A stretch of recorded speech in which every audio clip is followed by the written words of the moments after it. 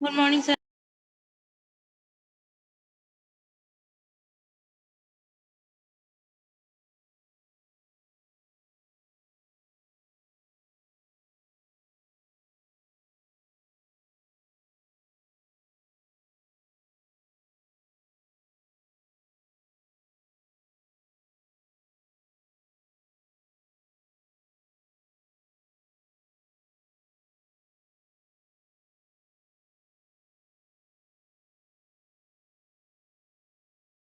Sir आपका mic mute है। Good morning to everyone, beta. Good morning. Good morning, Good morning. Sarthak, Aman, Bhavesh, Dhruv, Mahak, Kritika, Mayank, Ojaswini, Prakhar, Radha, Ritu, Srishti. Okay fine, चलिए start करेंगे। Fine. तो बेटा last class में we were discussing about the business and commercial knowledge का chapter number 4 which was government policies, है ना। Government policies हम discuss कर रहे थे, उसी को आगे बढ़ाएंगे। ठीक है, गवर्नमेंट पॉलिसीज फॉर बिजनेस। तो लास्ट क्लास में हमने थोड़ा बहुत डिस्कस कर लिया था कि पॉलिसीज होती क्या है, गवर्नमेंट कौन कौन सी पॉलिसीज चलाएंगी। ठीक है, इकोनॉमिक सिस्टम क्या होता है, इंडिकेटर्स क्या क्या होते हैं फ्लक्चुएशंस को मेजर करने के लिए, राइट। तो आज हम आगे बढ़ेंगे अपनी पॉलिसीज पे। जहां से पेपर में क्वेश्चन आता है आपका वो ज्यादा इंपॉर्टेंट है, तो आज हम वहीं पे ही डिस्कस करेंगे। बहुत सारे चार्ट बनेंगे इस वाले सब चैप्टर में, तो आपको फोकस कहाँ पे रखना है, चार्ट बनाने पे। ठीक है, जितने ज्यादा से ज्यादा चार्ट बना के इसको समझ सको उतना बेटर है, बिकॉज आपको इसमें इतना डिटेल में नहीं जाना है। ठीक है, इतना डिटेल में नहीं जाना है। जो भी यहाँ पे डिटेल कॉन्सेप्ट है, अगर वो आप चार्ट के फॉर्म में बना लेते हैं, अल्टीमेटली पूरा हो जाएगा ये चैप्टर।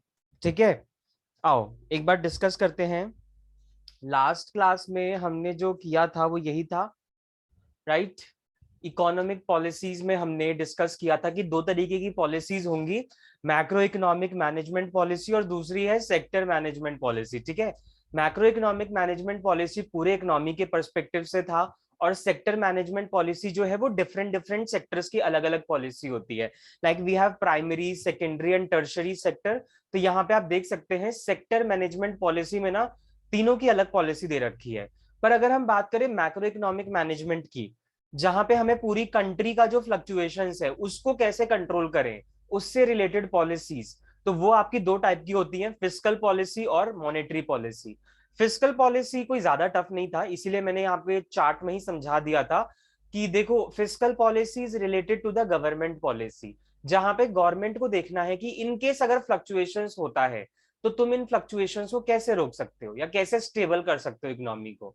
तो फ्लक्चुएशंस होता कैसे है बेटा इकोनॉमी में, if we'll talk about macro economic perspective से, तो डिमांड बहुत ज्यादा हो गई, प्राइसेस बहुत ज्यादा हो गए, सप्लाई बहुत ज्यादा हो गई। ठीक है, तो यही सारी प्रॉब्लम्स होती हैं जो इन्फ्लेशन भी लेके आती हैं। सप्लाई कम हो दैट मींस एम्प्लॉयमेंट लेवल भी कम है। तो हम कह सकते हैं कि मेजॉरिटी प्रॉब्लम्स जो है वो मार्केट के फ्लक्चुएशंस के बेसिस पे। ठीक है, तो वो मार्केट फ्लक्चुएशंस को गवर्नमेंट कैसे ठीक करेगी, with the help of expansionary policy and contractionary policy. देखो अगर डिमांड कम है, अगर तो डिमांड कम है तो हमें डिमांड को बढ़ाने की जरूरत है। ठीक है, लोग कंजम्पशन ही नहीं कर रहे हैं। जैसे आपने कोविड टाइम पे देखा, डिमांड लोगों ने होल्ड कर लिया, क्यों? क्योंकि लोगों को डर था कि पता नहीं अब जॉब कब स्टार्ट होगी, क्या पता अभी ना घर पे बिठा रखा है, एक ऐसा नोटिस ना भेज दे कि अब घर पे ही रहो हमेशा के लिए। तो उनको ये डर है कि मान लो अगर डिमांड हो गई कम एकदम, तो गवर्नमेंट ने फिर स्कीम्स लाने शुरू किए, जो आप लोगों ने आत्मनिर्भर भारत सुना। ठीक है, डिफरेंट डिफरेंट स्कीम्स लेके आए कोविड के दौरान, तो वो किस लिए था कि आप लोग अपनी डिमांड बढ़ाओ, हम सपोर्ट करेंगे। तो वही मैं कह रहा हूँ, एक्सपेंशनरी पॉलिसी का मतलब क्या है, जब हमें डिमांड को बढ़ाना है। तो डिमांड बढ़ेगा कैसे, जब गवर्नमेंट अपना एक्सपेंडिचर कर दे ज्यादा और टैक्सेस रिड्यूस कर दे, तो डिमांड ज्यादा होगा। ठीक है, बिकॉज टैक्सेस कम करने से डिस्पोजेबल इनकम ज्यादा बचेगी, और डिस्पोजेबल इनकम अगर ज्यादा बचेगी तो लोग डिमांड भी ज्यादा करेंगे। फिर अगर गवर्नमेंट अपनी तरफ से खर्चा कर रही है तो भाई हमें तो खर्चा करने की जरूरत ही नहीं है, तो लो ये भी तरीका हुआ डिमांड को बढ़ाने का। ठीक है, और यही चीज आप कर दो वाइसा वर्सा वाला, कि मतलब अगर तुम्हें डिमांड को कम करना है, अगर तुम्हें लग रहा है डिमांड बहुत ज्यादा है and you need to stabilise the economy once again, तो बेटा एक्सपेंडिचर कम कर दो, लोगों की डिमांड कम होगी, टैक्सेस बढ़ा दो, ज्यादा से ज्यादा पोर्शन इनकम का निकल जाएगा टैक्सेस के फॉर्म में, तो उनके पास डिमांड करने के लिए फिर ज्यादा पैसे नहीं बचेंगे। ठीक है, तो इसीलिए जो फिस्कल पॉलिसी है वो गवर्नमेंट की पॉलिसी होती है, और मेनली गवर्नमेंट उसमें अपने एक्सपेंडिचर की हेल्प से, ओके, अपने एक्सपेंडिचर एंड रेवेन्यू की हेल्प से वो इस पॉलिसी को आगे बढ़ाती है। नाउ वी ये तीनों भी करेंगे आज डिस्कस, इस तीनों को करके ही खत्म होगा chapter.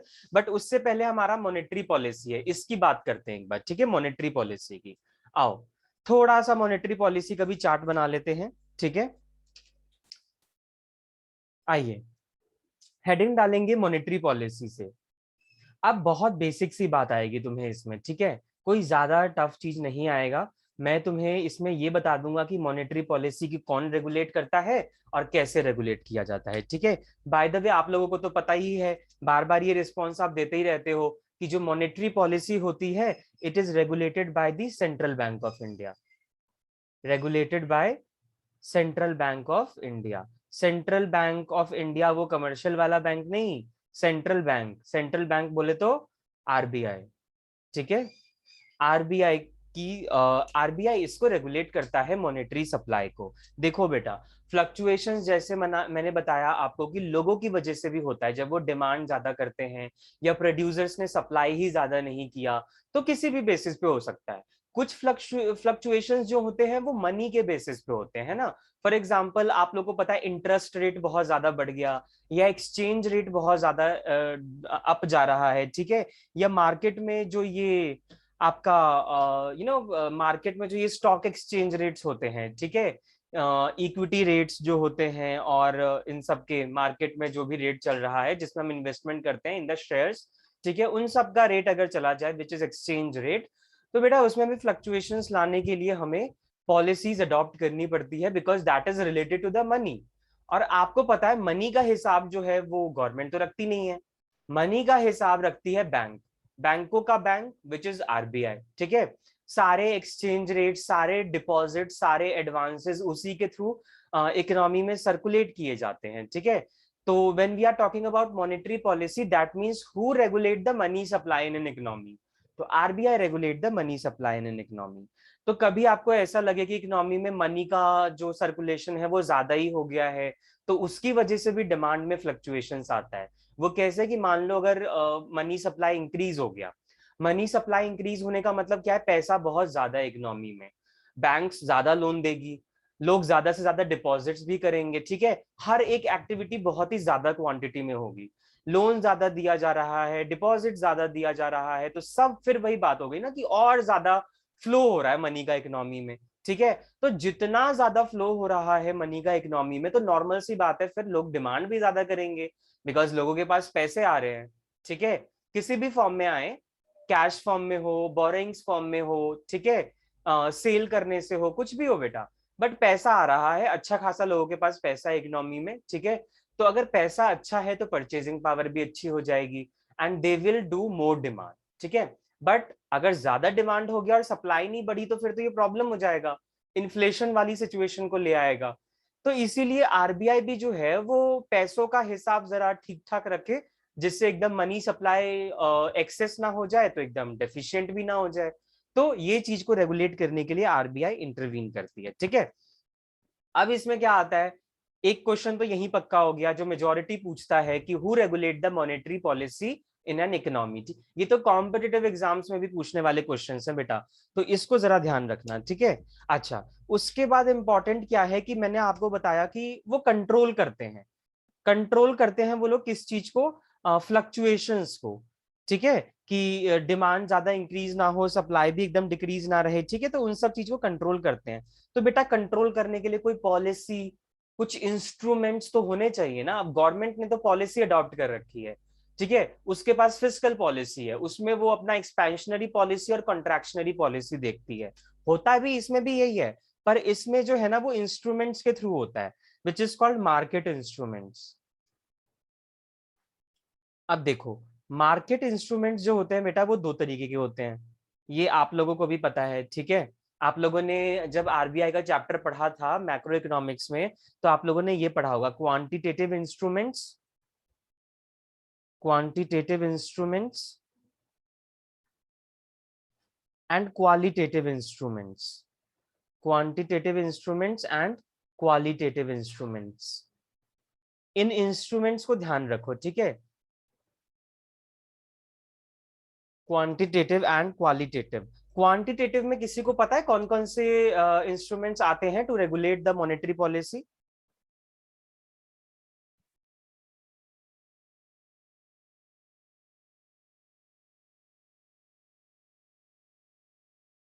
Yes, please tell me the instrument which covers under the quantitative instruments of monetary policy.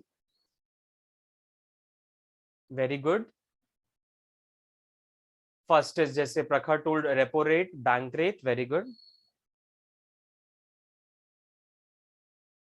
Repo rate, bank rate, right? Open market operations. Yes, very good. Reverse repo rate भी होता है, बिल्कुल सही बात है।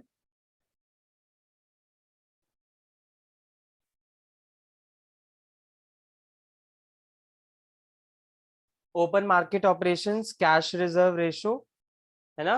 वेरी गुड, सबको पता है ये तो, है ना। कैश रिजर्व रेशो बहुत ही सिंपल है, इतना डिटेल में तो नहीं जाएगा ये तुम्हारे, बट लेकिन इंस्ट्रूमेंट्स पता रखना कि कौन से क्वांटिटेटिव और कौन से क्वालिटेटिव होगा, बिकॉज पार्ट है भी नहीं ये मटेरियल में इतना एक्सप्लेनेशन इसका, तो इसको इसको एक्सप्लेनेशन को तो आउट ऑफ द परव्यू रखा गया है, बट इंस्ट्रूमेंट्स का पता होना चाहिए। मटेरियल में तो खैर नाम भी नहीं है इंस्ट्रूमेंट्स के, बट लेकिन आपको पता होना चाहिए। वहीं अगर हम क्वालिटेटिव की बात करें तो प्लीज टेल मी, ये सारे तो आपने बताया मुझे क्वांटिटेटिव की, वेरी गुड। एलआरआर हो गया, एलआरआर में ही कवर हो जाता है ध्रुव, सीआरआर और एसएलआर, ठीक है, ये दोनों मिलके एलआरआर ही हो जाते हैं, तो वो एक ही बात हो गई। yes what are the qualitative instruments that comes under the monetary policy? The one most important qualitative instruments, one most important qualitative, वैसे और होते हैं बट उस पर कम फोकस होता है, बट फ्रीक्वेंटली अगर क्वालिटेटिव में कोई एक्सप्लेनेशन के लिए पूछता है तो वो कौन सा होता है?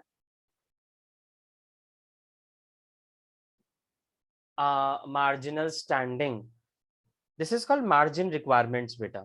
मैंने मार्जिनल स्टैंडिंग करके तो नहीं सुना है, this is called marginal requirements, okay, marginal requirements. Extra जो होते हैं वो होते हैं moral suasion, moral suasion, and third is other selective credit controls, कुछ और ऐसा जो पर्टिकुलरली स्पेसिफाई नहीं किया गया है तो वो इसके अंदर आ जाता है, ठीक है। लाइक कुछ भी किसी भी तरीके से कंट्रोल कर लिया जाए बस, तो वो इसमें आ जाएगा सेलेक्टिव क्रेडिट कंट्रोल्स में, ठीक है। Reverse and repo and reverse rate इसमें नहीं आता क्वालिटेटिव में, वो क्वांटिटेटिव में ही होता है। लो, if you are talking about reverse repo rate तो ये अभी आपका इसी में ही आता है। थोड़ा बहुत एक ओवरव्यू ले लो ऊपर ऊपर से, ठीक है, इसको दिमाग में बिठा, ये सब पढ़ा हुआ है बेटा, ठीक है, बट मैं एक ओवरव्यू दे देता हूँ इसको, ज्यादा डिटेल में मत जाना। देखो, रेपो रेट क्या होता है, देखो मैं तीन चीजें यहाँ पे समझाना चाहूंगा क्लब करके, रेपो रेट, बैंक रेट और रिवर्स रेपो रेट, ठीक है। देखो, इसको समझने से पहले तो दो चीज ध्यान रखो। देखो, जरूरत अब ये जो बैंकिंग वाली एक्टिविटी है, मॉनेटरी पॉलिसी, वो बैंकिंग के बीच में है, which is commercial banks and central bank, right. तो बेटा ये जो कमर्शियल बैंक और सेंट्रल बैंक के बीच में जो मनी मनी की एक्टिविटी हो रही है, राइट, तो आपको भी पता है जरूरत दोनों को एक दूसरे की होती है। कमर्शियल बैंक को भी जरूरत होती है सेंट्रल बैंक की, एंड सेंट्रल बैंक को भी जरूरत होती है कमर्शियल बैंक की। अब जरूरत किस हिसाब से, कि मान लो कल को फंड्स कम पड़ गए, शॉर्टेज ऑफ फंड्स है, तो आरबीआई ना हेल्प करेगा तुम्हें, कमर्शियल बैंक को आरबीआई हेल्प करेगा ना लेंडिंग करने में। सिमिलरली मान लो सेंट्रल बैंक के पास फंडिंग रिक्वायरमेंट्स चाहिए, कि सेंट्रल बैंक को लग रहा है कि अब हमारे पास रिजर्व्स कम है, तो भाई सेंट्रल बैंक जो है वो पब्लिक से तो डीलिंग करता नहीं है, तो वो पब्लिक से तो पैसा ले नहीं सकता डिपॉजिट्स के फॉर्म में, वो कहाँ जाएगा, वो कमर्शियल बैंक के पास ही जाएगा, ठीक है। तो बेटा दोनों को एक दूसरे की जरूरत होती है। अब जरूरतें जो होती है ना, अब नॉर्मल सी बात है, अगर जरूरत है, मदद करनी है, तो मदद मदद फ्री में तो होता नहीं है ना। भाई हम भी बैंक में लोन लेने जाते हैं, तो हमारी जो ये मदद है लोन के फॉर्म में, ये फ्री फंड तो है नहीं। और फ्री फंड भी हम कहाँ कह रहे हैं, हम लोन ले रहे हैं, हम कल को लोन चुका देंगे, पर ऑन द कंडीशन दिस कि वो इंटरेस्ट भी हमसे चार्ज करती है, ठीक है, इंटरेस्ट भी चार्ज करती है वो हमसे। तो बेटा वही इंटरेस्ट जो है ना, जो पब्लिक से चार्ज किया जाता है बाय दी बैंक्स, अब ये बैंक और बैंक अगर आपस में डीलिंग कर रही है तो उनके बीच में भी इंटरेस्ट रेट चार्ज होगा, कि कमर्शियल बैंक अगर सेंट्रल बैंक को पैसे दे रही है तो वो भी इंटरेस्ट पे देगी, और सेंट्रल बैंक अगर कमर्शियल बैंक को पैसे दे रही है तो वो भी इंटरेस्ट पे देगी, ठीक है। अब सेंट्रल बैंक अगर कमर्शियल बैंक को पैसे दे रही है, लेंडिंग कर रही है, तो उसके लिए दो रेट होते हैं। First one is repo rate and bank rate.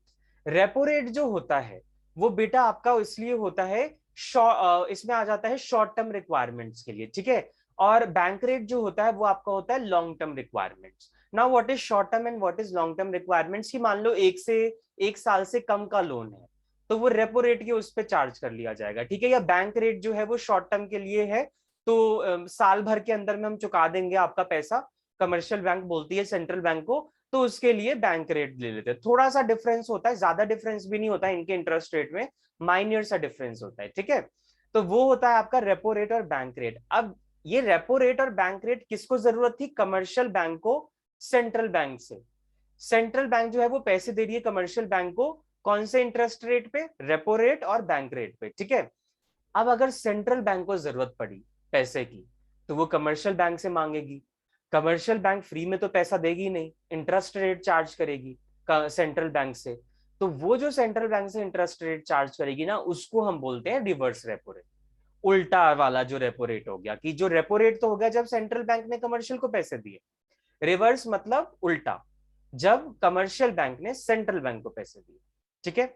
ये डिफरेंस होता है, बस आपका इतनी सी बात है ना। ओपन मार्केट ऑपरेशंस में हम सिक्योरिटीज का परचेज और सेल करते हैं, ठीक है, by the central bank to the commercial banks, ठीक है। मतलब सेंट्रल बैंक और कमर्शियल बैंक जो है आपस में ये आपका सिक्योरिटीज वगैरह परचेज और सेल करती हैं, ठीक है। तो इस चीज को ध्यान रखना है। नाउ कैश रिजर्व रेशियो और स्टैट्यूटरी लिक्विडिटी रेशियो, ये इंपॉर्टेंट है, इसको ध्यान से समझो। तुम्हें पता है ना, जो पब्लिक डिपॉजिट्स करवाते हैं बैंक के पास, तो बैंक जो होती है वो सारा डिपॉजिट अपने पास नहीं रखती। ये बात तो तुम्हें भी पता है, वो सारा डिपॉजिट अपने पास नहीं रखती। कि मान लो आज मैंने 20,000 अपने बैंक में डाले, तो अब अगर मैंने 2 महीने तक कुछ डिपॉजिट नहीं किया तो कम से कम 20,000 मेरी अकाउंट में है। बेटा वो मुझे दिखाने के लिए 20,000 हैं, पर जब मैंने कैश बैंक में डाला तो बैंक ने फर्दर इन्वेस्ट कर दिया, ठीक है, और कुछ पोर्शन रखा अपने पास। ऐसा नहीं कि 20,000 मैंने डिपॉजिट किया तो 20 के 20,000 दे दिए उसने लोन पे या किसी आगे वाले को, ऐसा नहीं होता।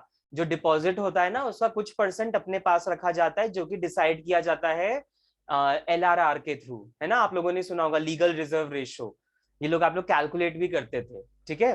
तो उसके थ्रू डिसाइड किया जाता है कि कितना डिपॉजिट का पोर्शन रिजर्व के फॉर्म में रखा जाएगा। एक रिजर्व होता है कैश रिजर्व, एक रिजर्व होता है स्टैट्यूटरी लिक्विडिटी रिजर्व, ठीक है। कैश रिजर्व्स में तो क्या होता है, जो कमर्शियल बैंक्स होती है ना, वो सेंट्रल बैंक के साथ रिजर्व रखवाती हैं, ठीक है। कि सेंट्रल बैंक बोलता है जितना भी डिपॉजिट होगा उसका इतना परसेंट आप हमारे पास रिजर्व फॉर्म में रखवाओगे, तो वो CRR होता है। और SLR होता है जब कमर्शियल बैंक अपने पास ही रिजर्व रखती है डिपॉजिट का, ठीक है। CRR क्या हो गया, कि कमर्शियल बैंक सेंट्रल बैंक के साथ रिजर्व रखवा रही है डिपॉजिट का। और SLR क्या हो गया, कि कमर्शियल बैंक अपने पास ही रख रही है अपने डिपॉजिट का कुछ पोर्शन। दोनों चीज होती है, CRR भी कुछ परसेंट रखवाना होता है और SLR भी रखवाना होता है, ठीक है। कुछ रिजर्व सेंट्रल बैंक के साथ, कुछ रिजर्व अपने पास, ठीक है। तो ये होता है आपका CRR एंड SLR, ठीक है। फिर हम बात करें क्वालिटेटिव इंस्ट्रूमेंट्स की, तो बेटा मार्जिन रिक्वायरमेंट। मार्जिन रिक्वायरमेंट का मतलब ये होता है कि कितना लोन तुम्हें चाहिए था और कितना लोन तुम्हें मिला, दोनों के बीच का गैप, ठीक है। इसको हम कैसे एक्टिवेटेड करते हैं, कैसे फैसिलिटेट करते हैं बेटा मार्जिन रिक्वायरमेंट्स को। जैसे मान लो तुम्हें 10 लाख की जरूरत है लोन की, ठीक है। अगर तुम्हें 10 लाख लोन की जरूरत है, तुम बैंक के पास गए, बैंक ने तुम्हें क्या किया, 10 लाख की रिक्वायरमेंट है, ठीक है। तो तुमसे ना बेसिकली क्या किया, तुमसे एक मॉर्टगेज करवा लिया, ठीक है, कि आप कुछ गिरवी रख दो हमारे पास, ठीक है, कि कल को अगर आप फॉल्ट कर जाते हो तो हम आपके जो आपने प्रॉपर्टी रखी है या जो भी एसेट्स आपने मॉर्टगेज करवाए हैं उसमें से हम अपना फायदा निकाल लेंगे, ठीक है, बेच के, या हम देखेंगे उसका क्या करना है। तो आपको तो पता ही है लोन लेने के लिए कुछ सिक्योरिटी तो रखवानी पड़ती है, ठीक है। तो मार्जिन रिक्वायरमेंट उस सिक्योरिटी की वैल्यू और जो लोन आपको मिला उसके बीच का डिफरेंस है। तो मान लीजिए आपको 10 लाख की जरूरत थी, आपने 12 लाख की सिक्योरिटी रखवा दी। बैंक जो होता है ना वो हमेशा ज्यादा वाली सिक्योरिटी रखवाता है बेटा। क्यों? क्योंकि 10 लाख के बदले अगर मान लो 9 लाख भी वो तुम्हें दे रही है, तो और अगर तुम ये चीज कह रहे हो 5 साल बाद मैं रिटर्न करूंगा, तो बेटा 5 साल बाद 9 लाख 9 लाख की थोड़ी ना रह जाएंगे। इन्फ्लेशन की वजह से उसकी भी तो वैल्यू बढ़ जाएगी। 9 लाख कहाँ 15 लाख पहुंच जाएगा। तो बैंक जो होता है वो तुमसे तुमसे ज्यादा रखवाता है और तुम्हें देता कम है। ये फिक्स्ड है, ठीक है। तो आपने सिक्योरिटी रखी 12 लाख की, आपको लोन दिया उसने 9 लाख का। 12 - 9 is 3 lakh. 3 lakh is the margin requirement. अब ये अगर मार्जिन रिक्वायरमेंट को हम बढ़ा दे या घटा दे, तो उससे भी हमारा जो फ्लक्चुएशंस हैं उसको हम स्टेबलाइज कर सकते हैं, ठीक है। कि मान लो लोग लोन ज्यादा लेना चाह रहे हैं, लोगों के पास पैसा ज्यादा है, ठीक है। तो तुम्हें क्या करना चाहिए, मार्जिन रिक्वायरमेंट जो है वो बढ़ा देना चाहिए। तुम्हें क्या करना चाहिए, तुम्हें सिक्योरिटी वैल्यू ज्यादा रखवानी चाहिए और लोन कम देना चाहिए। जब लोगों को ही लगेगा भाई हमसे ज्यादा रखवा रहे हो और हमें कम लोन दे रहे हो, जाओ हम तुमसे लोन ही नहीं लेंगे, तो वो डिमांड कम कर देंगे फिर। और अगर तुम्हें लग रहा है लोग लोग लोन ही नहीं ले रहे, तो फिर बैंक कैसे बढ़ेगा आगे। तो तुम्हें मार्जिन रिक्वायरमेंट कम कर देना चाहिए। तुम्हें, अगर तुम 12 लाख की सिक्योरिटी रखवा रहे हो और पहले तुम 9 लाख का लोन दे रहे थे, तो बेटा आप कोशिश करो उनको 10 - 11 लाख का लोन देने की, ताकि उनके माइंड में ये बैठे कि भाई ये वाला जो बैंक है ना ये सिक्योरिटी ज्यादा रखवाता है और जो वैल्यू ऑफर करता है लोन की वो भी ज्यादा होता है, उसमें ज्यादा गैप नहीं होता। तो लोग ज्यादा लोन लेने आएंगे फिर, ठीक है। तो जब आपको लगे डिमांड ज्यादा है तो आप मार्जिन रिक्वायरमेंट ज्यादा कर दो, और अगर डिमांड कम है तो मार्जिन रिक्वायरमेंट भी हमें कम करनी चाहिए ताकि डिमांड ज्यादा हो, लोग ज्यादा लोन लें, ठीक है। तो ये होता है आपका मॉनेटरी पॉलिसी। आपका इतनी सी बात आपको ध्यान रखनी है, ठीक है, मॉनेटरी पॉलिसी के बारे में। Got it? समझ में आया बेटा मॉनेटरी पॉलिसी? एक बार थम्स अप दें। ओके हमने वही सब डिस्कस किया है बेटा जो अभी तक आपने पढ़ा है, ठीक है। तो नथिंग न्यू इन दिस। आगे बढ़े बेटा, चलें आगे, चलिए। ओके समझ आ रहा है तो ठीक है, आगे बढ़ते हैं, बिकॉज इस चैप्टर में इतना कुछ टफ नहीं है बेटा, ठीक है। सब कुछ चार्ट फॉर्म्स में समझते रहो, बस ऑलमोस्ट एंड पे ही आ रहे हैं, बस धीरे धीरे, और एमसीक्यूज भी खत्म करेंगे आज। आइए आगे बढ़ते हैं बेटा, चलिए। Now again very important topic, but पढ़ा हुआ है, ठीक है। क्या है वो, आइए। यस, आप लोगों ने इंडस्ट्रियल पॉलिसी का नाम सुना होगा, right? Industrial policy, Indian economy जब आपने पढ़ा होगा अपने इकोनॉमिक्स में ड्यूरिंग योर स्कूल डेज, तो उसमें आपने इंडस्ट्रियल पॉलिसी के बारे में पढ़ा होगा, ठीक है। और नॉर्मली हम इको में ये सब देखते ही हैं, इंडस्ट्रियल पॉलिसी। नाउ बेटा इंडस्ट्रियल पॉलिसी आपको पता है क्या है? Industrial policy after the independence of India, जब आपको पता है एकदम बेकार थी, we are very bad in industrial sector, ठीक है। why we were bad in the industrial sector? Because British has already exploited us, ठीक है। ब्रिटिश सरकार ने इंडस्ट्रीज को अपनी तरीके से एक्सप्लॉइट कर दिया था। हैंडीक्राफ्ट इंडस्ट्रीज बहुत अच्छी थी इंडिया में, उसको उन्होंने डीरेगुलेट कर दिया था, टैरिफ पॉलिसी बहुत ज्यादा लगा दी थी उसमें। तो इस वजह से जो इंडस्ट्रीज थी वो डिक्लाइन हो रही थी। वो लोग मॉडर्न मशीन्स हमारे पास थे नहीं, तो इंडिया में मॉडर्न इंडस्ट्रीज नाम की तो कोई चीज ही नहीं थी। हम लोग क्या करते थे, हम लोग रॉ मटेरियल जो था वो एक्सपोर्ट करते थे ब्रिटिशर्स को। अब ब्रिटिशर्स जो है वो अपनी कंट्री में ले जाके इंडिया का रॉ मटेरियल फिनिश्ड गुड्स में प्रोड्यूस करते थे और इंडिया के मार्केट में ले आते थे और उसको हाई रेट पे बेचते थे। तो हमारा इंडस्ट्रियल सेक्टर बहुत बेकार था। तो जब हमें आजादी मिली तो हमें मौका मिला कि चलो भाई इंडस्ट्रीज पे ध्यान दिया जाए, ओके। तो इंडस्ट्रियल सेक्टर पे फोकस डाला गया। Now you tell me, do you know, this is a GK question, कि जब 5 ईयर प्लान्स चलाए गए, ठीक है, तो कौन से 5 ईयर प्लान में इंडस्ट्रियल सेक्टर पे फोकस किया गया? That we will improve the industrial sector, we will set up more and more industries in India. Do you know किस 5 ईयर प्लान का ऑब्जेक्टिव था? To build the industries in India, to focus on the industrialisation in India. Do you know? कि ये कौन से 5 year plan का objective था? ये था आपका सेकंड 5 ईयर प्लान का objective. Very good Dhruv, very good. Yes, first 5 year plan 1951 में आया था, 1956 तक चला था, उसमें एग्रीकल्चरल सेक्टर पे फोकस था, ठीक है। और जब 1956 में हमारा ग्रीन रेवोल्यूशन हमारा एग्रीकल्चरल सेक्टर में ही आ चुका था, ठीक है। 90 आया तो था एग्रीकल्चर में ही, पर लेकिन फर्स्ट 5 ईयर प्लान में नहीं चालू हुआ था। वो हुआ था आपका 1960 से 1970 के आसपास तक, ठीक है, तब चला था ग्रीन रेवोल्यूशन। तो वो एग्रीकल्चर का फोकस था, इंडस्ट्री का फोकस ग्रीन रेवोल्यूशन नहीं था। Yes, now we are going to discuss the industrial policy. तो बेटा ये भी इंपॉर्टेंट है अपने कंपटीशन के लिए, समझ लो। मान लो इसके अलावा भी तुम कुछ तैयारी करते होंगे कॉम्पिटिटिव एग्जाम्स की, तो ये भी इंपॉर्टेंट है। इंपॉर्टेंट क्या है, हम लोगों को ज्यादा पता है, तुम लोगों को इतना पता होगा कि कौन सी इंडस्ट्रियल पॉलिसी ज्यादा लोगों के ध्यान में रहती है, एलपीजी वाली, 1991 वाली। बट बेटा उससे पहले भी 2 इंडस्ट्रियल पॉलिसी चलाए गए हैं, तो आपको ध्यान रखना है। सबसे पहले जो इंडस्ट्रियल पॉलिसी थी ना बेटा, वो 1948 में थी। इंडस्ट्रियल पॉलिसी 1948 में थी, ठीक है। दूसरी इंडस्ट्रियल पॉलिसी आई बेटा 1956 में। दूसरी इंडस्ट्रियल पॉलिसी जो है वो बेटा 1956 में आई। और तीसरी इंडस्ट्रियल पॉलिसी तो जो हम सब जानते हैं, which is known as new industrial policy. New industrial policy, जिसको हम किस नाम से भी जानते हैं, बहुत नाम होते हैं इसके, न्यू इकोनॉमिक पॉलिसी, और क्या बोलते हैं इसको, एलपीजी पॉलिसी। एलपीजी पॉलिसी 1991, ये ध्यान रखना है, ठीक है। ये 3 पॉलिसी होती है बेटा, इस चीज को ध्यान में रखना है। कुछ एक्स्ट्रा बातें बता देता हूं इसकी, ठीक है, जो मटेरियल में नहीं है। वैसे आप लोगों ने ये सब पढ़ा होगा, ठीक है, बट स्टिल एक बार इस चीज को रिवाइंड कर लो, ठीक है। एक्स्ट्रा नॉलेज रखनी कोई बेकार तो नहीं होती। तो व्हेन वी आर डिस्कसिंग, तो हम थोड़ा डिटेल में चले ही जाते हैं ना। बेटा देखो, इंडस्ट्रियल पॉलिसी की जब हम बात करें ना, तो 1948 की कोई खास वो नहीं थी, बिकॉज तभी जब हमें आजादी मिली थी, ठीक है। तो 1948 वाली जो पॉलिसी थी उसमें कोई इतना मेजर डिस्कशन नहीं है। बस उसमें आपको इतना ध्यान रखना है कि 1948 में ना कंप्लीटली गवर्नमेंट का फोकस था इंडस्ट्रीज पे, कंप्लीट फोकस ऑफ गवर्नमेंट।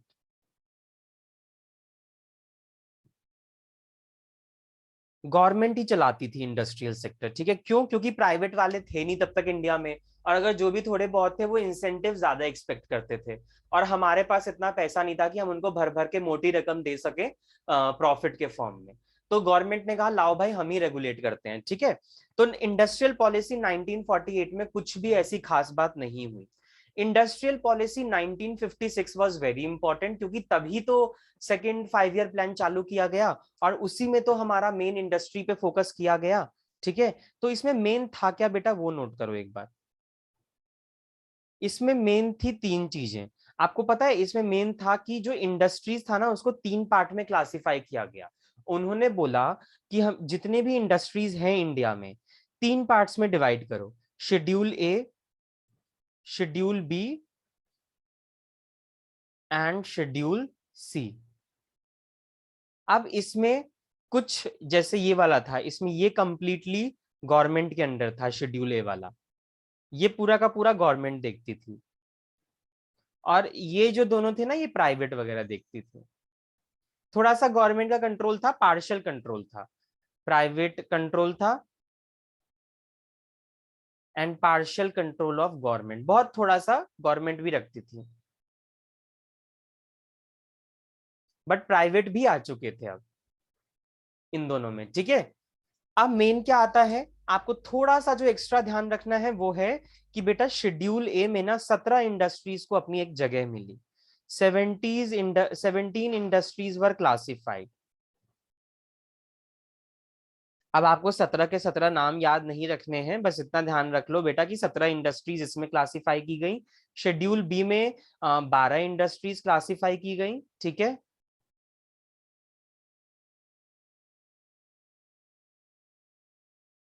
और शेड्यूल सी में कोई नंबर फिक्स नहीं था, उसने बस ये बोला remaining industries were included in this, remaining मतलब जो इसमें और जो इसमें इंक्लूड नहीं हुई वो शेड्यूल सी में इंक्लूड हो गई।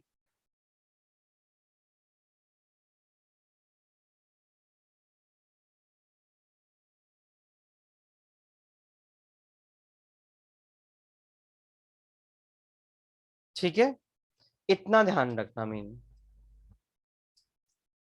कुछ एग्जाम्पल्स लिख लो बेटा इसके। ठीक है, कि शेड्यूल ए और शेड्यूल बी में अगर मान लो इतने इंडस्ट्रीज को अपनी जगह मिली तो कौन कौन सी थी वो। अगर हम इसकी बात करें शेड्यूल ए की,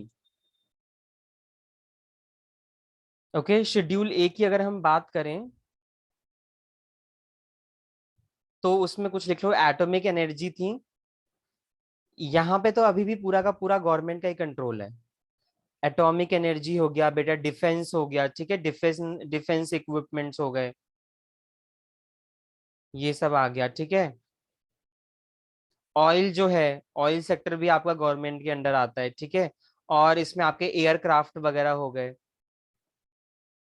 रेलवेज हो गया, कुछ ऐसे ध्यान रख लो। ठीक है, ये सब मेनली गवर्नमेंट कंट्रोल में था। और अगर हम 12 इंडस्ट्रीज इसकी बात करें तो कुछ एग्जांपल्स आप इसमें लिख लीजिए। इसमें मेनली मेटल वगैरह थे, एल्यूमिनियम, मशीन टूल्स हो गया, फर्टिलाइजर्स बेटा इसी में ही आते हैं, अदर माइनिंग इंडस्ट्रीज, कुछ छोटी मोटी माइनिंग इंडस्ट्रीज थी वो भी इसमें आ गई। ठीक है, तो बस इतना ध्यान रखना है। शेड्यूल सी में कोई क्लासिफाई नहीं किया गया कितने थे, ना ही कोई नाम ऐसा बताया गया, बस बोला है जिनको इसमें और इसमें जगह नहीं मिली वो आ जाएं शेड्यूल सी में। ठीक है, तो ये मेन था आपका अबाउट द इंडस्ट्रियल पॉलिसी 1956, जो आपको छोटी छोटी बातें ध्यान रखनी है। आ भी गया तो पता रहेगा, नहीं भी आया तो ठीक है भाई, आगे के लिए काम आ जाएगा। ठीक है, कोई पढ़ा लिखा बेकार थोड़ा ना जाता है। तो this is called schedule A, schedule B and schedule C industries under the industrial policy 1956। ठीक है, नाउ अब हमारा है सबसे इंपॉर्टेंट जो हमें डिटेल में पढ़ना है, न्यू इंडस्ट्रियल पॉलिसी। अब डिटेल भी क्या है, इसमें भी 3 पॉलिसी थी, उसका मतलब पता कर लेंगे, बस हो गया फिर। ठीक है, आओ बढ़ते हैं आगे बेटा। यस, चलिए आगे बढ़ते हैं। अब इसको नोट कर लीजिए, हम बनाएंगे चार्ट अपनी न्यू इंडस्ट्रियल पॉलिसी का।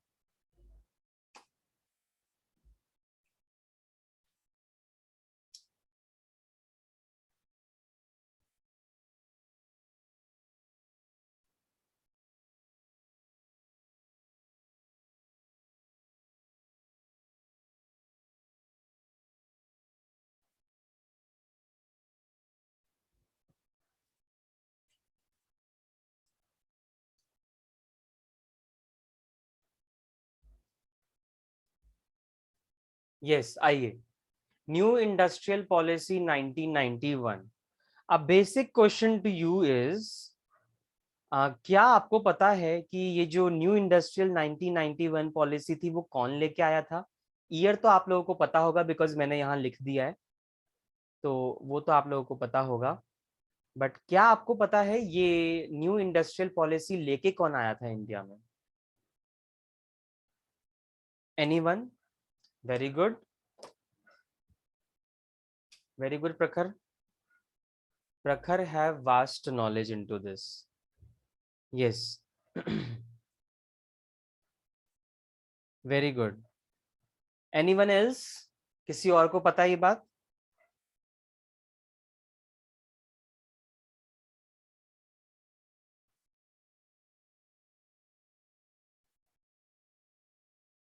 Yes, very good Radha. The only one, our then prime minister and then finance minister also। अच्छा बिल्कुल ही भूल गए, चलिए कोई बात नहीं, मैं बता देता हूँ। बड़े सीधे साधे हैं वो, ठीक है, और आजकल बड़ी तबीयत उनकी खराब चल रही है। ठीक है, but he is recovering now. Okay, he is recovering now. और बहुत बड़ा रोल है। Do you know when we study Indian economy, तो बेसिक क्वेश्चन जो बनता है, who is known as the father of Indian economy? बेटा छोटी मोटी चीज नहीं थी, ठीक है, छोटे मोटे बिल्कुल भी वो हस्ती नहीं है, वो बहुत बड़ी हस्ती है, ठीक है। अब अलग बात है प्राइम मिनिस्टर ड्यूरेशन के टाइम में उन्होंने ऐसा काम नहीं किया और करने नहीं दिया गया, whatsoever is the reason, but वो छोटी मोटी हस्ती बिल्कुल नहीं है। ऐसे ही किसी को हम father of the Indian economy नहीं बोल देते, right. Father of the Indian economy is known as doctor Manmohan Singh, okay, Dr. Manmohan Singh, yes, Governor of RBI also. Okay, Dr. Manmohan Singh. Dr. Manmohan Singh is known as the father of Indian economy and also the person who revolutionized the concept of LPG policy, liberalization, privatization, and globalization, which is also known as New Industrial Policy 1991. 1991 के तहत आपका जो ये आया, ठीक है, तो तब वो हमारे फाइनेंस मिनिस्टर थे, तब वो हमारे फाइनेंस मिनिस्टर थे, ओके, जब ये पॉलिसी उन्होंने इंट्रोड्यूस करी, ठीक है। प्राइम मिनिस्टर कौन थे उनका नाम इतना ध्यान नहीं, मुझे आई थिंक वीके राव थे, शायद वो थे, बट फाइनेंस मिनिस्टर वही थे आपके मनमोहन सिंह। तो he introduce the policy of LPG which is new industrial policy, under which उन्होंने फोकस क्या किया कि if India want to grow, right, India में अपना इन्वेस्टमेंट सेक्टर इंक्रीज करना है, या इंडिया को चाहिए कि वो बाहर की कंट्री के साथ कॉम्पीट करे, कंपटीशन लेवल बढ़े, तो उन्होंने लिबरलाइजेशन किया, प्राइवेटाइज किया और ग्लोबलाइजेशन किया, जिसकी पॉलिसी हम उसके बाद टाइम टू टाइम अडॉप्ट करते रहे, ठीक है।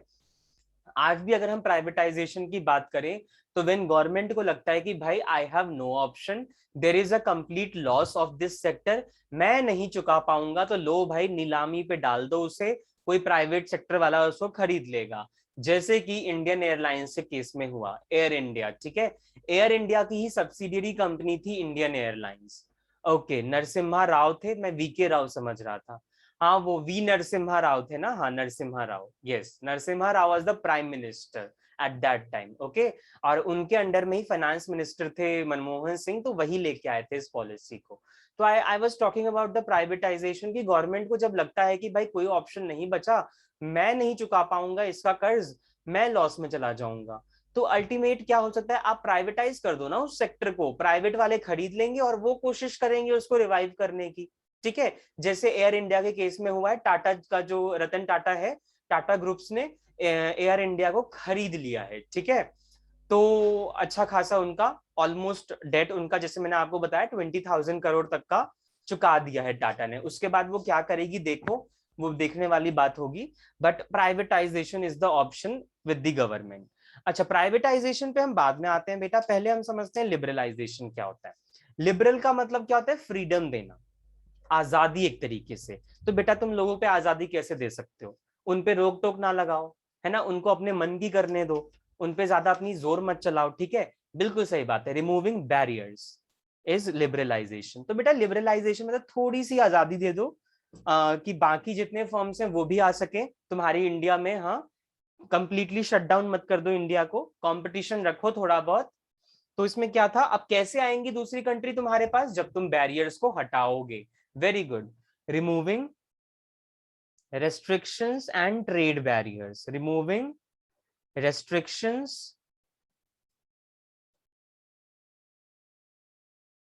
and trade barriers। अगर आप लोग ये करते हैं तो इसी को हम बोलते हैं लिबरलाइजेशन, ठीक है। ऑल्सो आप लोग क्या कर सकते हैं, रिमूविंग और लिमिटिंग, कुछ कुछ जगह से या कुछ कुछ जगह पे लिमिट कर दो लाइसेंसिंग रिक्वायरमेंट्स। आपको पता है before 1991 for starting any industry, for starting any firm, ठीक है, you need a licence from the government, but after this 1991 policy government ने क्या फोकस किया कि कुछ हमारा जो सेक्टर है वहां पे लाइसेंस रखेंगे, जैसे डिफेंस वगैरह के लिए, एटॉमिक एनर्जी के लिए लाइसेंसिंग रिक्वायरमेंट होगी, बट जैसे बाकी मिनरल्स वगैरह हैं, ठीक है, या खाद वगैरह प्रोडक्ट जो हैं, इन सब में लाइसेंस की क्या जरूरत है, इसमें बिना लाइसेंस के भी वो ऑपरेट करेंगे। तो this is called liberalisation. Very good. कम टैक्स चार्ज करके, बिल्कुल मतलब वही बात है, आप कैसे भी करके उन पे बैरियर्स कम लगाओ, ठीक है, उन पे बैरियर्स कम लगाओ ताकि वो लोग लिबरलाइज हो सके। नाउ प्राइवेटाइजेशन का मतलब क्या था बेटा? It means transfer of ownership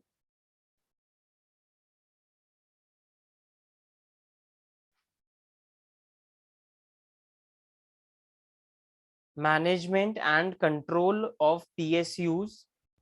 It means transfer of ownership, management and control of PSUs. What is PSUs? Public sector undertakings.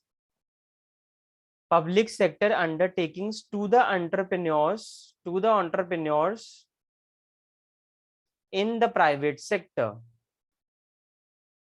Simple सी बात है, प्राइवेट सेक्टर का मतलब यही है कि अगर कोई गवर्नमेंट कंपनी है या कोई गवर्नमेंट अंडरटेकिंग है तो उसका जो पार्ट है वो हम प्राइवेट वालों को बेच दें तो वही कहलाएगा आपका प्राइवेटाइजेशन, ठीक है।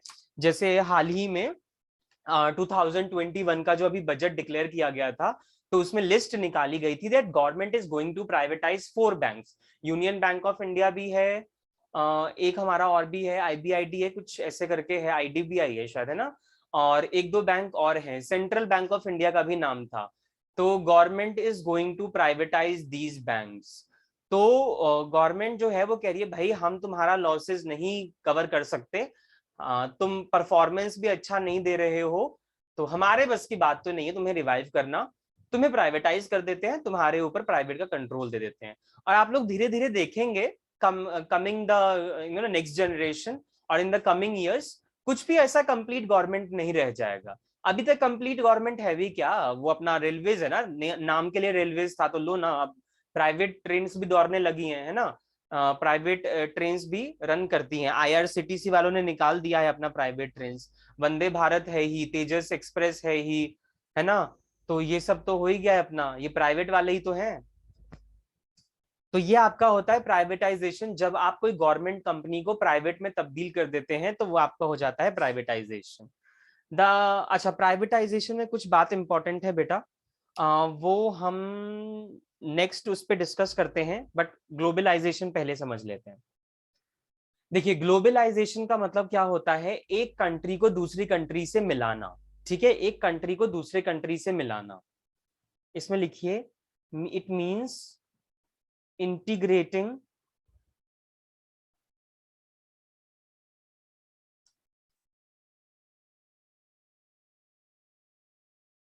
integrating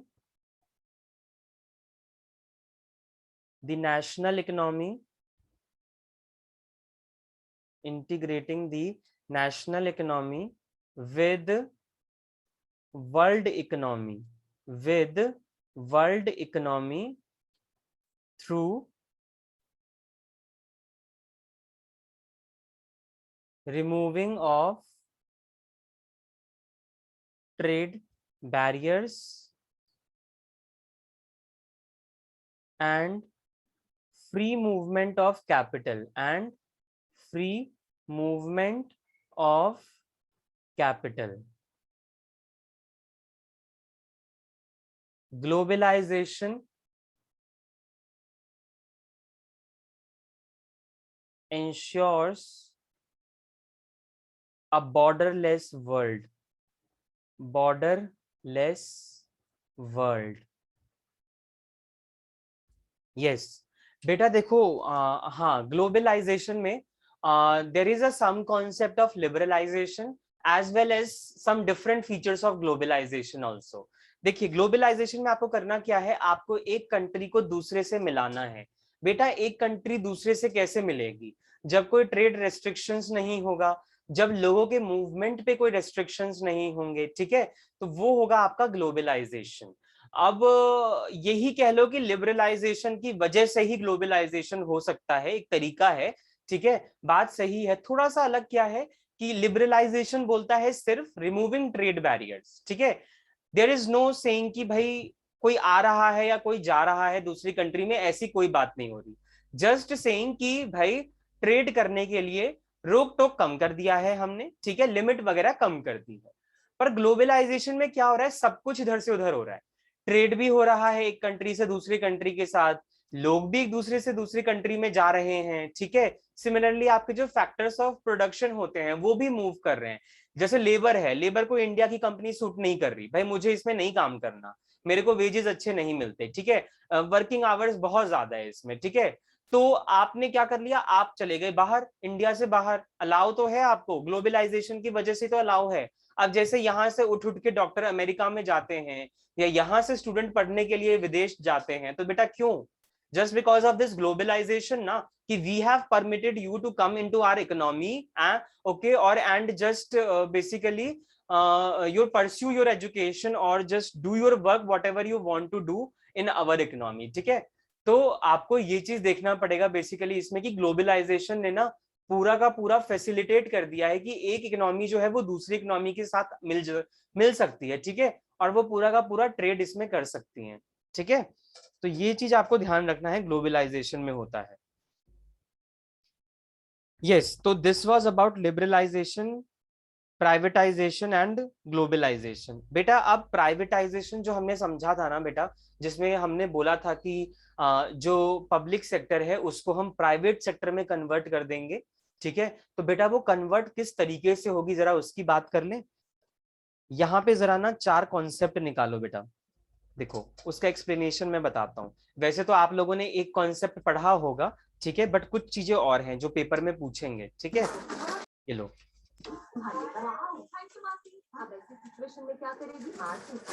please mute yourself Bhavesh बेटा। हाँ चलो, अच्छा देखो प्राइवेटाइजेशन कितने तरीके से होता है, पहले नाम लिख लो, फिर नेक्स्ट पेज पे मैं एक्सप्लेन कर देता हूँ, ठीक है।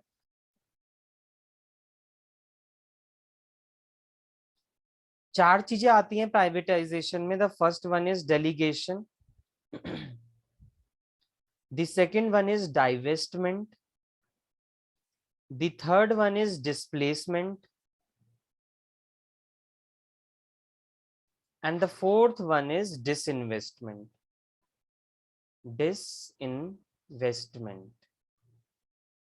फाइन, ये चार चीजें हैं, ओके। आइए इसको कवर करेंगे अब।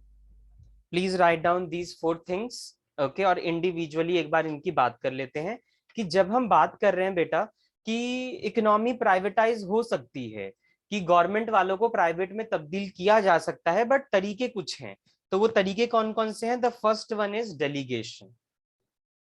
The first one is delegation. Delegation का मतलब समझो क्या होता है।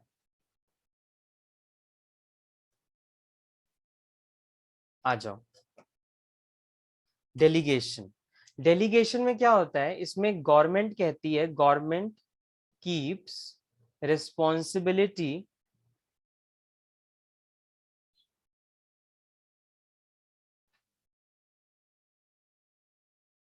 and give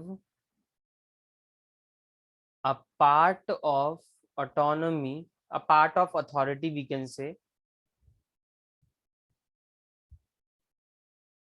to private enterprises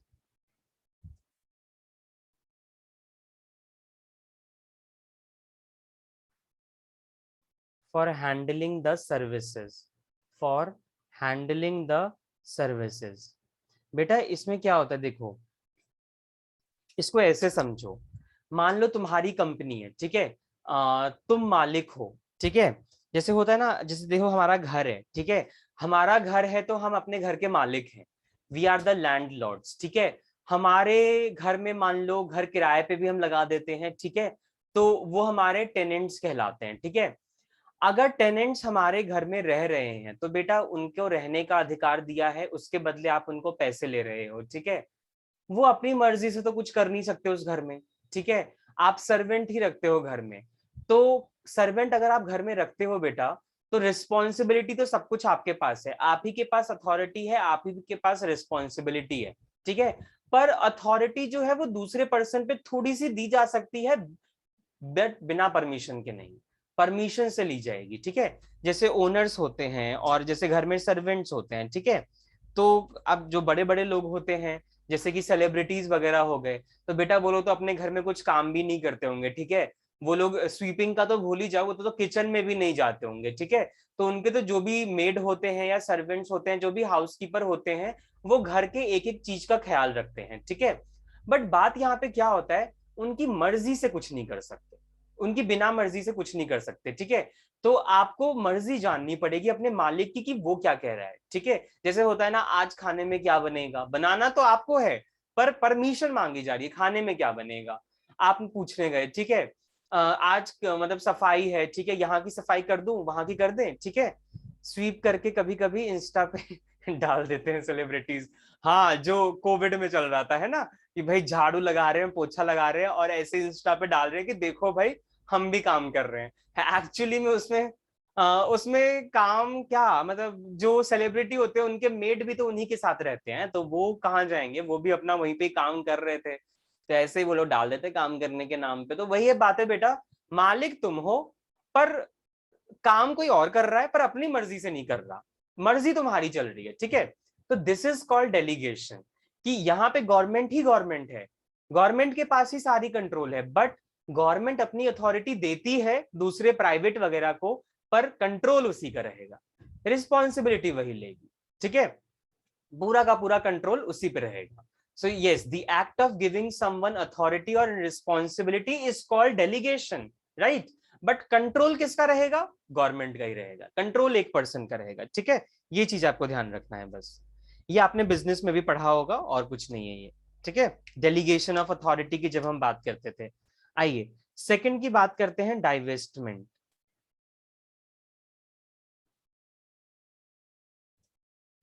divestment, divestment का एक बार लिख लो, फिर मैं समझाता हूं। पार्शियल और full disposal of a business unit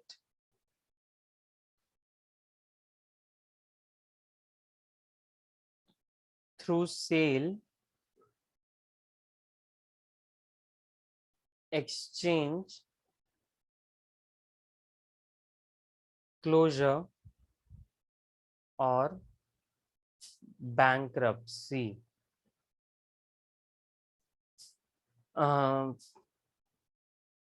Here a firm can transfer its ownership rights to one or more firms. Ownership rights to one or more firms. तो बेटा डाइवेस्टमेंट में पता है क्या होता है, जब गवर्नमेंट अपने कुछ पार्ट, या कह लो आधा पार्ट कह लो, ठीक है, पार्शियल और फुल भी कह सकते हैं, आधा पार्ट या फिर उसने ऑलमोस्ट पार्ट जब प्राइवेट वालों को बेच दिया, ठीक है, रीजन कुछ भी हो सकता है, बंद कर रहे हैं बिजनेस, नहीं चलाना चाहते हम, या बैंकरप्ट हो गए, या इंसॉल्वेंट हो गए, कुछ भी रीजन है, ठीक है। तो जब गवर्नमेंट ये चीज प्राइवेट वालों को ट्रांसफर कर देती है, फुल या पार्शियल कंट्रोल कुछ भी हो सकता है, तो वो हमारा डाइवेस्टमेंट कहलाता है, ठीक है। अब यहाँ जो ओनरशिप राइट है बेटा, एक फर्म से एक से ज्यादा फर्म को भी ट्रांसफर कर दी जाती है, ठीक है। जैसे मान लो गवर्नमेंट ने जो एयर इंडिया फ्लाइट का सर्विसेज था, वो चार्ज उसने टाटा वालों को दे दिया, तो ये डाइवेस्टमेंट नहीं कहलाएगा, क्यों, क्योंकि यहाँ पे सिंगल फर्म को मिली है। अगर वो अपनी कंपनी एक से ज्यादा बिडिंग लोगों पे दे देता, ठीक है, टाटा ग्रुप हो गए और कोई और भी हो जाता, ठीक है, तो वो हमारा डाइवेस्टमेंट कहलाता। अब मेन पर्पस क्या होता है डाइवेस्टमेंट का, इसका रीजन यही होता है कि आपका जो कंपनी है ना, वो परफॉर्म नहीं कर पा रही है, अच्छा लॉस में जा रही है कॉन्टिन्यूसली, ठीक है। तो इसकी वजह से आप लोग इसका कुछ पार्ट जो है, या आप पूरा मैक्सिमम पार्ट एक से ज्यादा लोगों को बेच रहे हो, ठीक है। तो this is called divestment, process of selling of subsidiary business interest and investment. Yes, very good. Now this is important, displacement.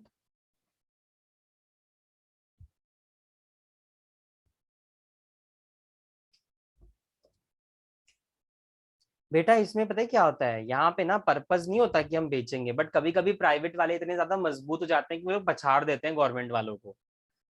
Private enterprises expands and gradually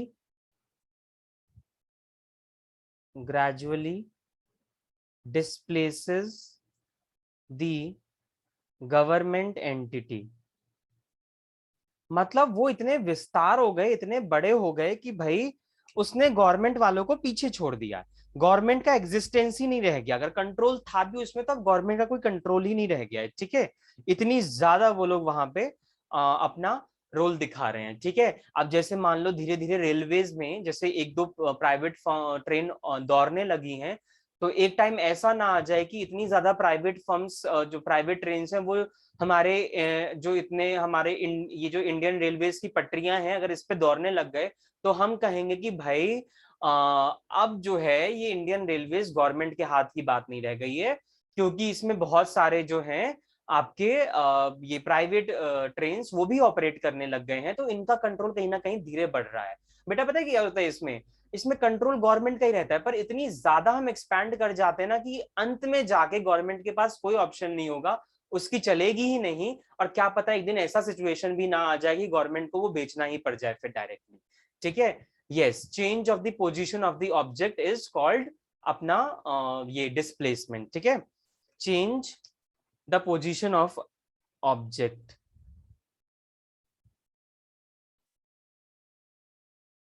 change the position of object. जैसे धीरे धीरे अब आप banking में भी देख रहे हो। ठीक है, अगर ये लोग सारे सरकारी बैंक को ऐसे ही प्राइवेटाइज करने लग गए, हर साल चार चार दो दो करने लगे, तो मुझे तो लग रहा है एंड में जाके अगर सरकारी कमर्शियल बैंक में सोचूं तो बस एसबीआई ही रह जाएगा बेटा फिर तो, है ना, एसबीआई ही रह जाएगा। एसबीआई जो प्राइवेट नहीं होगा, एसबीआई ही लीडिंग बैंक है कमर्शियल में, वो गवर्नमेंट ही रहेगा। ठीक है, बट क्या पता, हु नोज फ्यूचर। ठीक है, तो बात यहाँ पे ये है। अच्छा, फोर्थ क्या है हमारा, फोर्थ होगा डिसइन्वेस्टमेंट। ये बड़ा इंपॉर्टेंट है, इस पे सवाल बहुत बनते हैं डिसइन्वेस्टमेंट पे, ये आप लोगों ने पहले भी पढ़ा होगा। ठीक है, ये भी एक तरीका है पब्लिक सेक्टर के अपने जो ओनरशिप राइट्स होते हैं प्राइवेट वालों को ट्रांसफर करने के। तो इसमें क्या होता है, सारा तो नहीं बट कुछ पोर्शन हम बेच देते हैं। Selling a portion of, selling a portion of ownership rights of PSUs to a single private sector. मतलब किसी एक जने को हमने अपना कुछ पोर्शन बेच दिया गवर्नमेंट ने, तो वो हमारा डिसइन्वेस्टमेंट कहलाता है। डाइवेस्टमेंट में तो हम एक से ज्यादा लोगों को बेच रहे हैं, तो वो डाइवेस्टमेंट है। पर डिसइन्वेस्टमेंट में हमारा एक कंपनी है, जैसे इंडियन एयर इंडिया जो है वो टाटा वालों के हाथ में गया, तो ये हो गया अपना डिसइन्वेस्टमेंट। ठीक है, वैसे तो यहाँ पे देखा जाए तो ये डिसइन्वेस्टमेंट भी नहीं है, this is called complete privatisation of air India, because कुछ पोर्शन नहीं, पूरा का पूरा स्टेक ही बेच दिया गया है एयर इंडिया का। ठीक है, बट एक पर्सन को बेचा है, तो मैं ये समझाना चाह रहा हूँ कि एक पर्सन को अगर आप बेच रहे हैं कुछ पार्ट, तो that is called disinvestment. And when more than one firms are involve for purchasing, that is called divestment. ठीक है, रीजन सेम ही होता है, परफॉर्म नहीं कर पा रहे, कॉन्टिन्यूसली लॉस में जा रहे हैं। ठीक है, तो हम ऐसे स्टेप्स उठा लेते हैं। ओके, तो ये होता है आपका बेसिकली प्राइवेटाइजेशन के कुछ तरीके। ठीक है, क्लियर है बेटा, एक बार थम्स अप दें। हाँ, एक्शन ऑफ एन ऑर्गेनाइजेशन और गवर्नमेंट सेलिंग और लिक्विडेटेड एन एसेट। ठीक है, कुछ भी कह लो, मतलब एक निकल के आना चाहिए। ठीक है, यस, वेरी गुड, एकदम ठीक बात है, चलो समझ रहे हो। ओके, आगे बढ़ते हैं बेटा, अपने ऑलमोस्ट एंडिंग पे आ रहे हैं। ठीक है, इसके बाद एमसीक्यूज करेंगे, आइए फटाफट से करते हैं।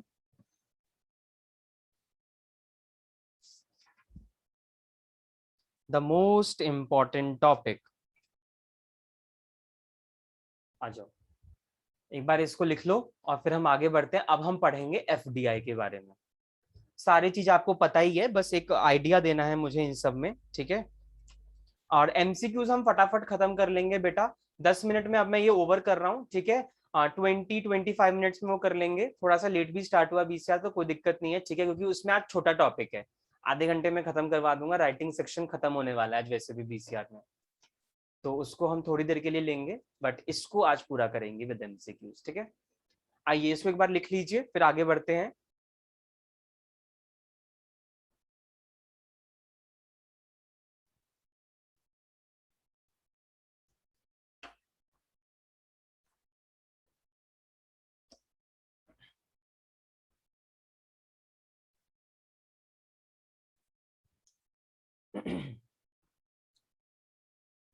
चलिए आगे बढ़ते हैं बेटा। सबका हो गया, एक बार थम्स अप दो।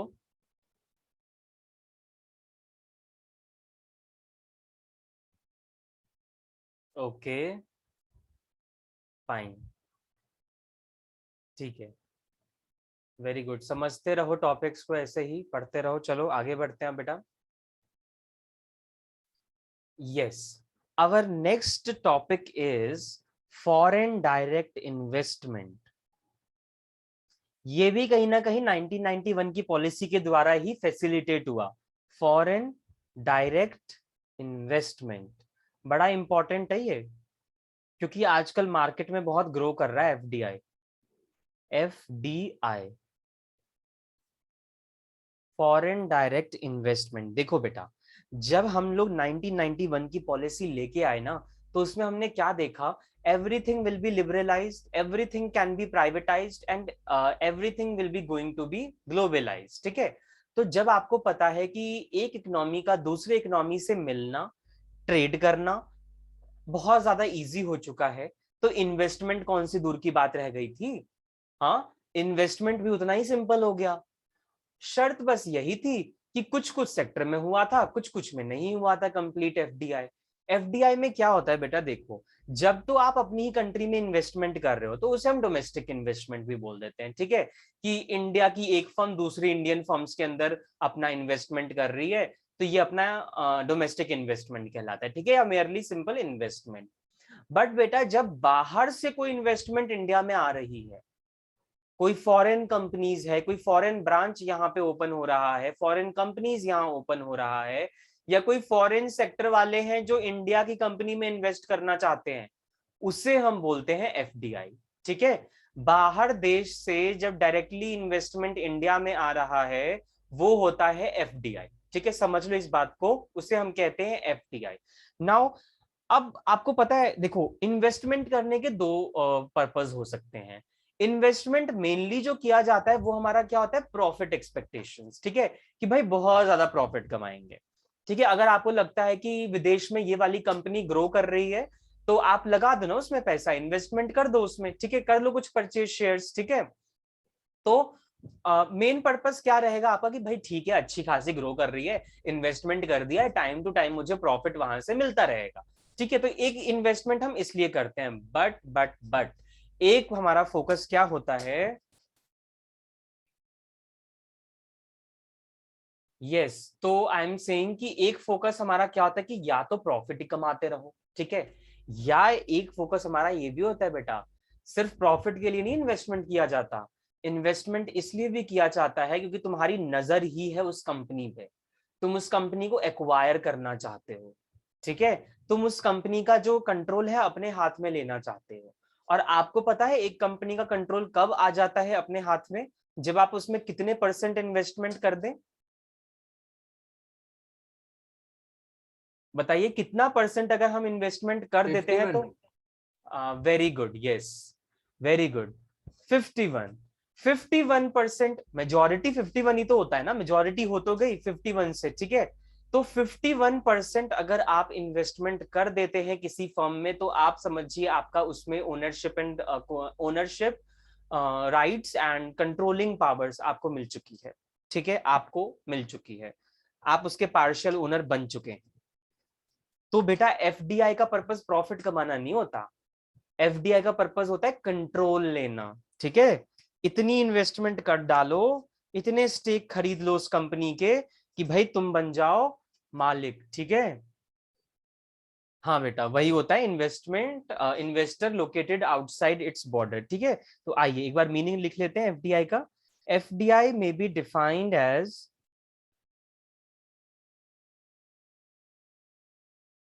ये ना कोशिश किया जाता है कि कोई फर्म खोल लें किसी में, या कोई इंडियन फर्म है उसी में मेजॉरिटी इन्वेस्टमेंट कर दें, या किसी रियल एस्टेट में करने की कोशिश करें। ठीक है, तो जो FDI जो होते हैं ना, ये इन्वेस्टर्स, इनका फोकस इसी पे ही होता है। इनको ये नहीं है कि हमें शेयर्स में खरीद करने हैं और कॉम्बिनेशन ऑफ शेयर्स हैं जिसे म्यूचुअल फंड्स बोलते हैं, उसमें नहीं जाना। उनका मेन फोकस होता है भाई कंपनी की एसेट्स में कर डालो, और कंपनी का पूरा पूरा जो ब्रांच है वो खरीद लो, ठीक है, या कोई नया फर्म खोल दो इंडिया में जाके और लो ओनरशिप राइट एंजॉय करो।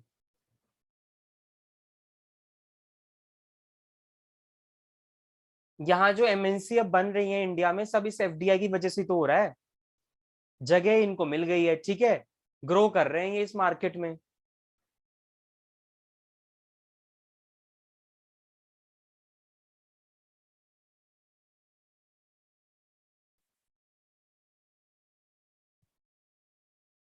Please write down the meaning.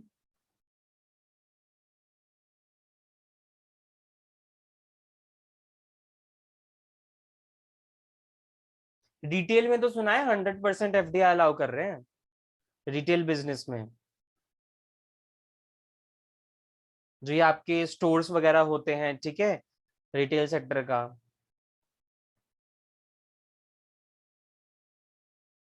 100% हो भी गया है वैसे एयरलाइंस वगैरह में, ठीक है। Yes, nation by another enterprise located into a different nation by capturing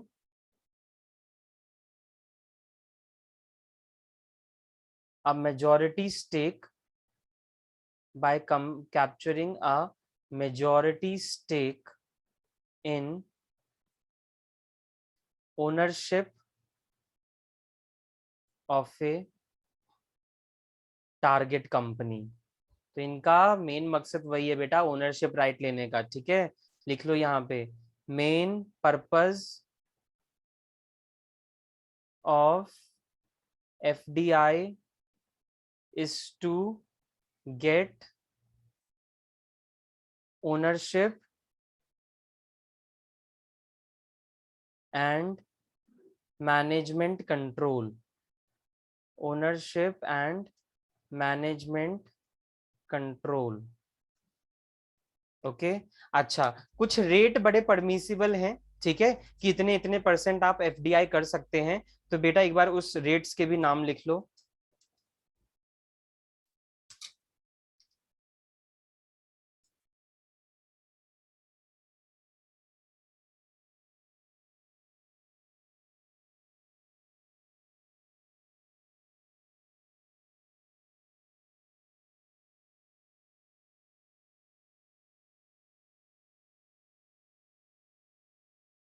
कुछ परमिसिबल लिमिट्स हैं, ठीक है,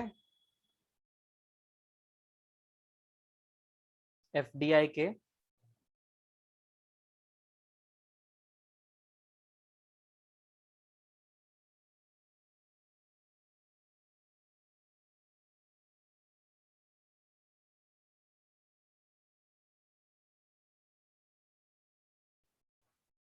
ये कुछ परमिसिबल रेट्स हैं बेटा, ठीक है। अच्छा, नोट में एक चीज लिख लेना,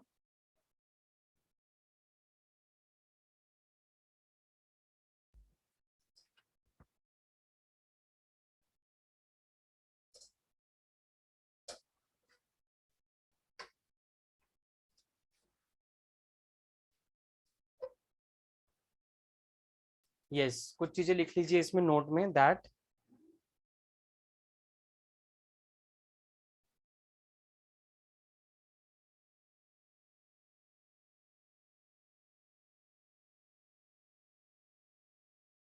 100% FDI अभी एयरलाइन सेक्टर में है। एयरलाइन सेक्टर में है, तो अगर कोई चाहे ना एयरलाइन सेक्टर का कोई कंट्रोल लेना, ले सकता है, ठीक है। जैसे ये टाटा वगैरह का लोगों ने कर लिया, ये तो खैर लॉस में जा रही थी तो इसलिए, बट किसी का अगर इंटरेस्ट है तो गवर्नमेंट परमिशन देती है। गवर्नमेंट भी अब ना फोकस हटा रही है एयरलाइंस वगैरह से। ये एयर इंडिया ने बहुत बड़ा लॉस दिया है गवर्नमेंट को, ठीक है। काफी बड़ा लॉस हुआ है उसके साथ, तो इसलिए मेजोरिटी डेफिसिट तो कहीं ना कहीं उसके रीजन से भी है, ठीक है। तो गवर्नमेंट ने भी हाथ खड़े कर दिए कि भाई बेटा अगर कोई आना चाहे इंडियन मतलब अपना एयरलाइंस में करना चाहे एफडीआई, कर लो, 100% कर लो, हम पूरा पूरा अधिकार दे रहे हैं तुम्हें, ठीक है। यस, तो ये एफडीआई यहाँ पे अलाउ होता है। अब इंपॉर्टेंट क्या है बेटा, रूट ऑफ एफडीआई, कि कहाँ से आता है एफडीआई, किसके थ्रू आ सकता है, क्या रूट है इसका, ठीक है। तो वो एक बार डिस्कस करते हैं, आइए। देखिए आरबीआई जो सॉरी एफडीआई जो है ना इंडिया में, वो दो तरीकों से आता है। रूट्स उसके दो हैं, routes of FDI, please write down. दो रूट्स माने जाते हैं, एक हमारा आता है ऑटोमेटिक रूट, ऑटोमेटिक रूट, और एक आता है हमारा गवर्नमेंट रूट।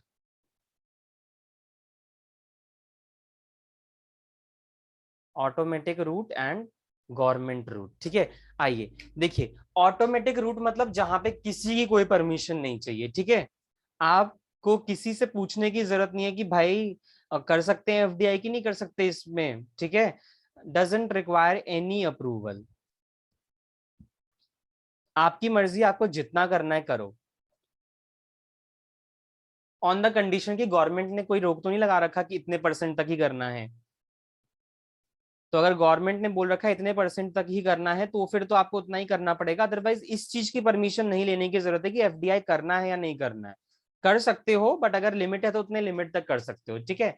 अगर मैं यहाँ की बात करूं गवर्नमेंट रूट की, बेटा ये सरकार का रूट है, यहाँ पे परमिशन लेना पड़ेगा, ठीक है। रिक्वायर्स अप्रूवल ऑफ, और किसका अप्रूवल लेना पड़ेगा, एफआईपीबी का, approval of foreign investment promotion board, requires approval of foreign investment promotion board, okay. इनका अप्रूवल यहाँ पे लेना पड़ेगा आपको, बिकॉज ये सरकार के लोग हैं, ठीक है। तो अगर आपको किसी भी तरीके का एफडीआई करना है, कुछ सेक्टर्स होते हैं जहां पे आपको सरकार की परमिशन लेनी पड़ेगी, ठीक है। आइए तो ये तो हो गया दो रूट, कि भाई या तो ऑटोमेटिक आ जाए या गवर्नमेंट के थ्रू आ जाए, पर आपको पता है कुछ कुछ ऐसे भी रूट है जहां पे अलाउ ही नहीं है आना, ठीक है। ना तो इस रूट के थ्रू आ सकते हो, ना तो इस रूट के थ्रू आ सकते हो, कोई सा भी रूट अलाउ नहीं है। तो उसके लिए लिखो, मतलब ये समझ लो वहां पे एफडीआई अलाउ ही नहीं है बेटा, तो रूट तो दूर की बात है। वही चीज अब हमें लिखना है, ये इंपॉर्टेंट है, ठीक है। इस चीज को नोट करना इंपॉर्टेंट, कि कहां कहां पे एफडीआई अलाउ नहीं है।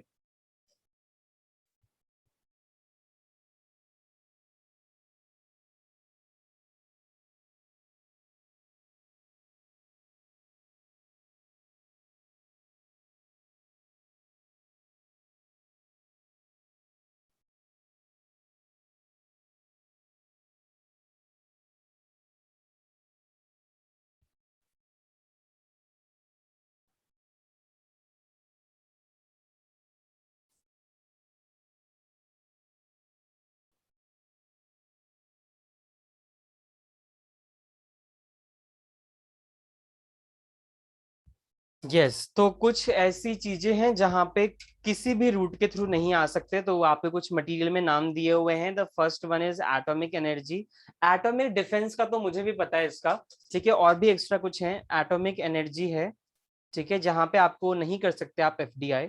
डिफेंस आपका है, ठीक है, डिफेंस होगा इसमें आपका।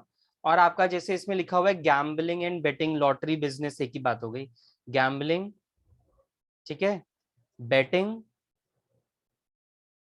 सट्टा बाजार हो गया, ठीक है, बेट लगाना, लॉटरी का काम, ठीक है। ये इन सब में भी एफडीआई अलाउ नहीं है बेटा, इन सब में कैसे एफडीआई अलाउ कर सकते हैं, हाँ। फिर आपका चिट फंड्स हो गया, ये सब है कुछ, ओके।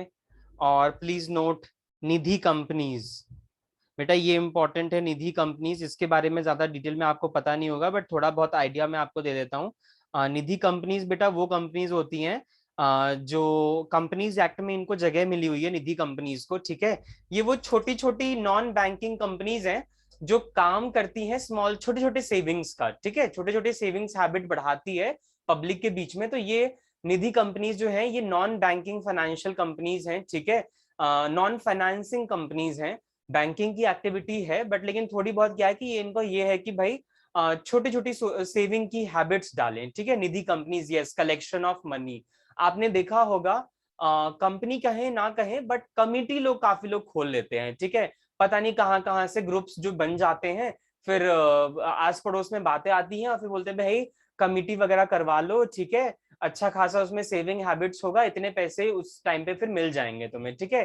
तो वो जो छोटे छोटे हैबिट डलवा रहे हैं ना आपको सेविंग्स का, वो निधि कंपनीज टाइप के ही काम कर रहे हैं, ठीक है।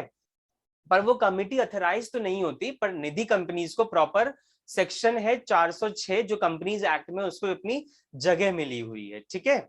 अच्छा, आगे बढ़ते हैं आप।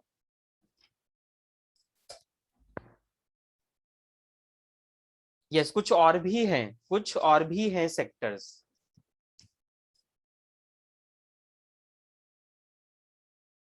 Please write down. देखो, एग्रीकल्चर में अलाउ नहीं है, पर कुछ कुछ एग्रीकल्चर में अलाउ है, कुछ कुछ एग्रीकल्चरल एक्टिविटीज में अलाउ है, एक्सेप्ट, जो एक्सेप्शन है वो कौन है? फ्लोरिकल्चर, फ्लावर से रिलेटेड कुछ ऐसा आप कर रहे हैं, ठीक है। हॉर्टिकल्चर, सब्जियां वगैरह, ठीक है, ये सब हो गया आपका। Then development of seed, development of seed, animal husbandry, पशुपालन अगर आप करते हैं तो उसमें आपको एफडीआई अलाउ है, ठीक है। एनिमल हस्बेंड्री, पिसिकल्चर,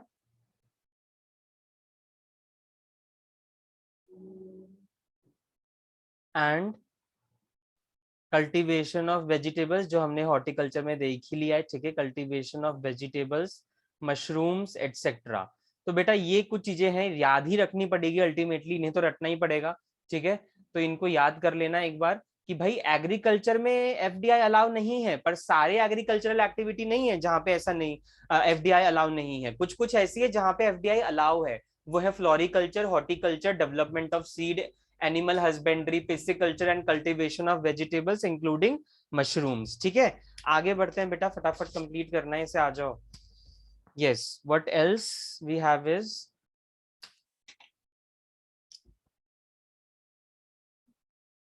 बेटा प्लांटेशन एक्टिविटीज में भी नहीं है अलाउड, ठीक है। ध्यान रखना, प्लांटेशन एक्टिविटीज में भी अलाउ नहीं है। प्लांटेशन एक्टिविटीज में अलाउ नहीं है, बट फिर अगेन कुछ हैं, एक्सेप्शंस हैं, एक्सेप्ट टी प्लांटेशन। तो बेटा मतलब जो ये चाय की बागवानी है ना, उसमें अलाउ है एफडीआई, ठीक है। चाय की बागवानी में अलाउ है, उसके अलावा किसी का नहीं। Housing and real estate business, housing and real estate business, इसमें अलाउ नहीं है एफडीआई, ठीक है। और है आपका trading transferable development rights, trading transferable development rights, जिसे हम टीडीआर बोलते हैं, ठीक है। Development rights, do you no TDR क्या होते हैं? टीडीआर बेसिकली कुछ नहीं होता, ये प्रोजेक्ट वाला काम होता है जहां पे शिफ्टिंग कर दी जाती है डेवलपमेंटल राइट्स, ठीक है, एक से दूसरे पर्सन को। जैसे आपने रियल एस्टेट में देखा होगा ना आजकल, जैसे बिल्डिंग बनती है, ठीक है। तो बिल्डिंग जैसे अब 10 मंजिले की बननी है, ठीक है। 5 मंजिल एक ओनर ने बना लिया, एक बिल्डर ने, ठीक है। अब उसको मन नहीं था उसके बाद बनाने का, ठीक है, उसने कहा रिक्वायरमेंट नहीं है हमें, उसने अब 5 मंजिल और जो बाकी है, उसने 5 बनाए, 5 और बन सकते हैं, काम हो सकता है, बिकॉज 10 मंजिल तक की बिल्डिंग बनाना अलाउ किया गया है, ठीक है। तो बाकी 5 मंजिल के लिए उसने किसी और को ये डेवलपमेंट राइट दे दिया, किसी और ट्रेडर को, ठीक है, किसी और बिल्डर को। तो उसने जो अपना डेवलपमेंट राइट था वो ट्रांसफर कर दिया है, इसे बोलते हैं हम टीडीआर, ठीक है। ये ध्यान रखना है। उसके बाद हमारा क्या है बेटा? सिगार, सारे अल्कोहलिक प्रोडक्ट्स हो गए इसमें आपके, सिगरेट्स, टोबैको और टोबैको सब्सटीट्यूट्स। तो बेटा इन सब में भी एफडीआई अलाउ नहीं किया गया है, ठीक है। इन सब में भी एफडीआई अलाउ नहीं किया गया, ये ध्यान रखना है। अच्छा, कुछ कंट्रीज हैं नोट करके लिख लेना, जहां से बहुत ज्यादा आता है एफडीआई, बड़े इंटरेस्टेड होते हैं वो इंडिया में। देखिए कौन है वो main countries that invest FDI into India are USA, Britain, Singapore, Japan. ये कुछ कम नाम याद रख लेना, अगर पूछ लें तो क्या पता आना चाहिए फिर, ठीक है। चलो, ये हो गया हमारा टोटल इंफॉर्मेशन अबाउट एफडीआई। अब फटाफट से नोट करते हैं फॉरेन इंस्टीट्यूशनल इन्वेस्टर्स। एफडीआई का उल्टा होता है foreign institutional investors.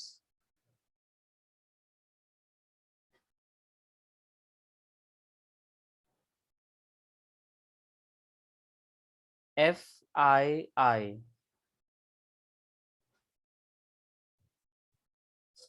Foreign institutional investors. बेटा दो टॉपिक हैं, एफ आई आई और ओडीसीआई, ठीक है, O F D I. O F D I, बस दो टॉपिक फटाफट खत्म करते हैं बेटा। 12:30 तक अगर लेना हुआ तो मैं ये क्लास ले लूंगा, ठीक है, कोई दिक्कत नहीं है।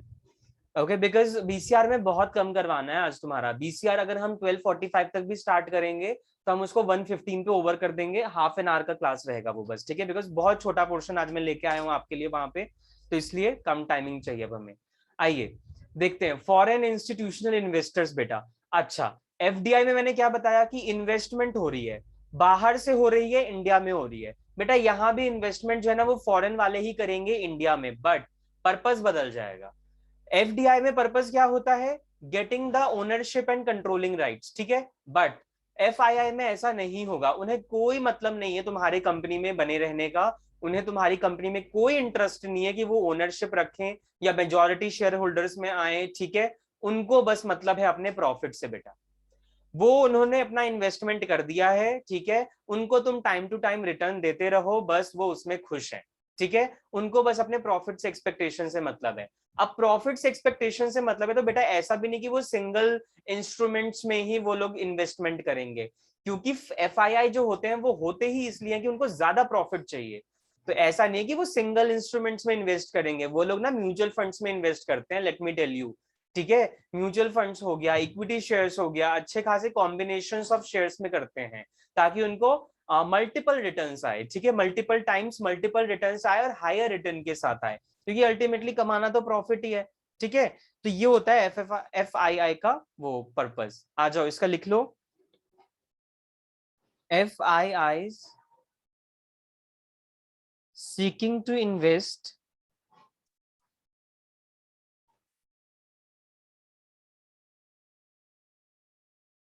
in the economy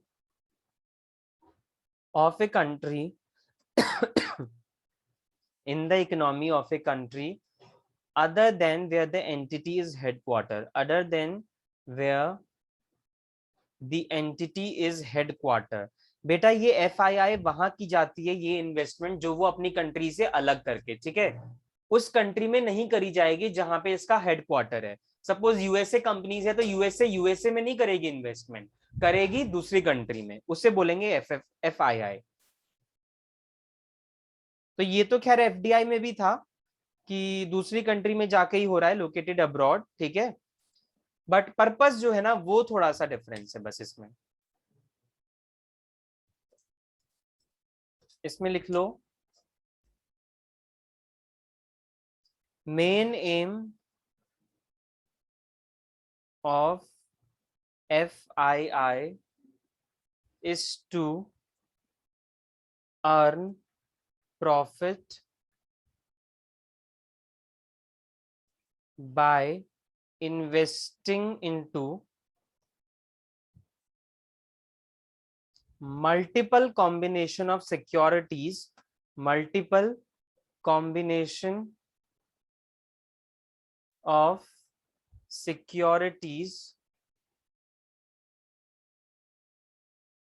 into another nations, into other nations, into other Nations, ठीक है,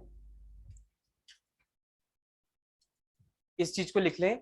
एफआईआई का पर्पस अलग है एफडीआई से, बाकी बात बराबर ही है। वो लोग भी लोकेटेड अब्रॉड ही इन्वेस्टमेंट करते हैं, ये लोग भी लोकेटेड कंपनीज अब्रॉड भी इन्वेस्टमेंट करते हैं, बट इनका मेन पर्पस है is to earn maximum profit by investing the money into multiple securities, okay, like mutual funds हो गया, हेज फंड्स हो गया आपका, ठीक है, पेंशन फंड्स हो गया है, तो यही सब आपका बेसिकली एफ डी आई और एफ आई आई का फर्क होता है। आओ इसको नोट कर लो। अब बस एक बात और, बस मीनिंग लिख लो उसका, और कुछ भी नहीं है उसमें इंपॉर्टेंट, ठीक है। जैसे बाकी सारी कंट्री इंडिया में इन्वेस्ट करते हैं, वैसे इंडिया भी तो कहीं इन्वेस्ट करती होगी ना, तो उस कॉन्सेप्ट को हम क्या बोलते हैं? उस कॉन्सेप्ट को हम बोलते हैं investment from India abroad. Investment from India abroad, नाम जानना का, एक मिनट बेटा।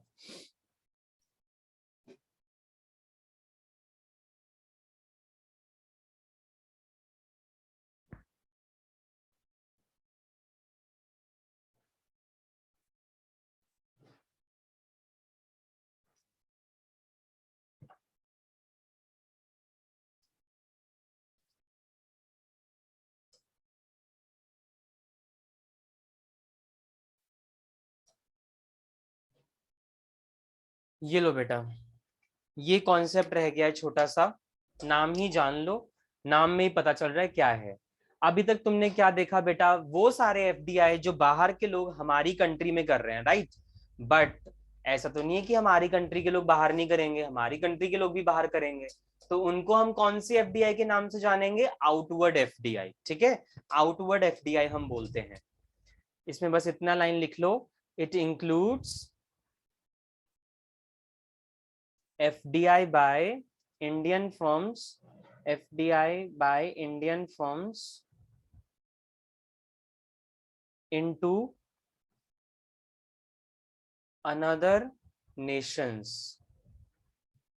दूसरे नेशन में जाके अगर इंडिया वाले कोई कर रहे हैं एफडीआई, तो बेटा वो तो इसी में ना आएगा, आउटवर्ड एफडीआई में ना, ठीक है। तो ये चीज इसका इसमें करना है हमें। आइए अब 15 मिनट्स थोड़ा सा एमसीक्यूज डिस्कस कर लेते हैं, 15-20 मिनट्स, ओके। मैं जरा एक बार भेज दूं आपको ग्रुप पे।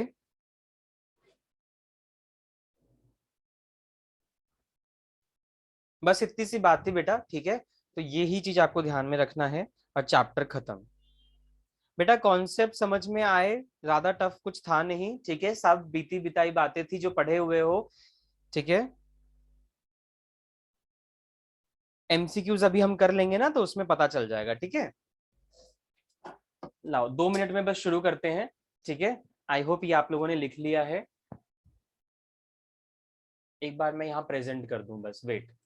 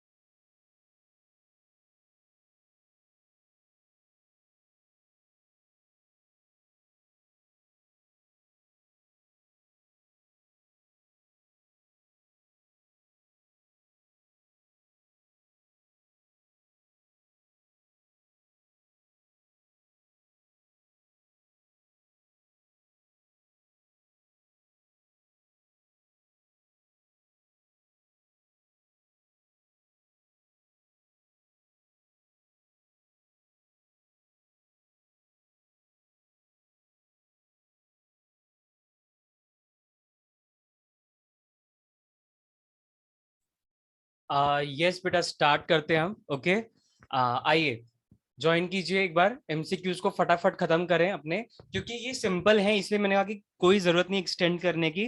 फटाफट से इसको खत्म करते हैं 15 मिनट्स में। ओके, आइए स्टार्ट करते हैं बेटा। ज्वाइन कीजिए एक बार जो भी हैं। और एमसीक्यूज गवर्नमेंट पॉलिसीज के स्टार्ट हो रहे हैं। फर्स्ट क्वेश्चन देखिए क्या कह रहा है। Fiscal policy relates to. आइए अपने रिस्पॉन्स डालने शुरू कीजिए एमसीक्यूज में। ओके, पूछ रहा है कि फिस्कल पॉलिसी जो है वो किससे रिलेट करता है, बताइए। यस, अमन कह रहे हैं गवर्नमेंट एक्सपेंडिचर, रितु कह रहे हैं both A and B. What else, बताइए बेटा।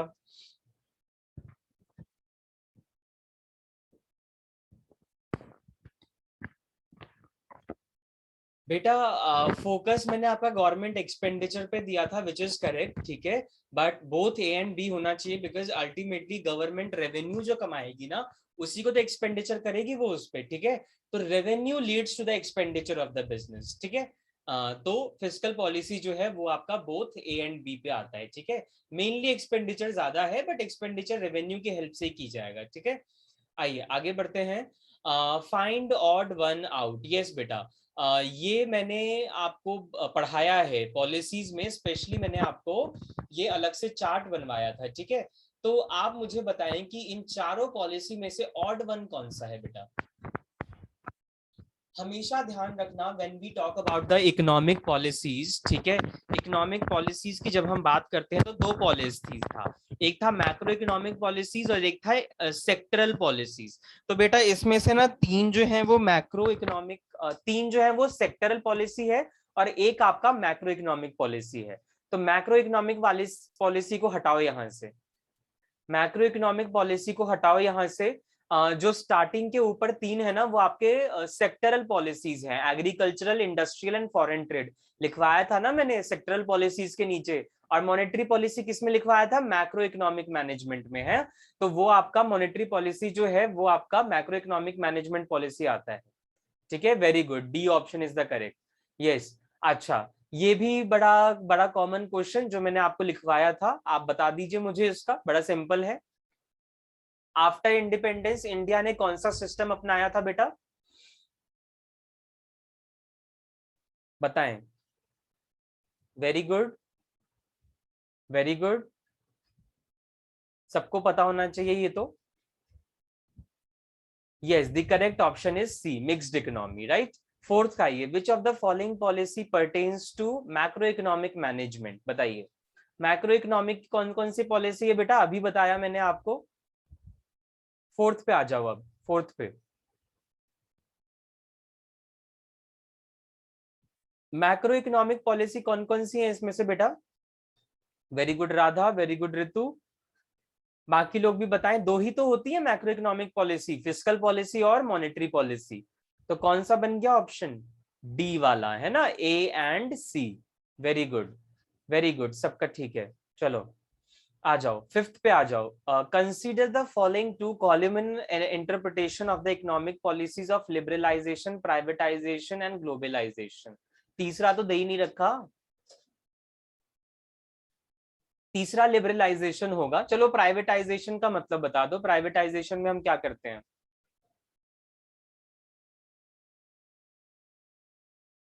बताओ बेटा,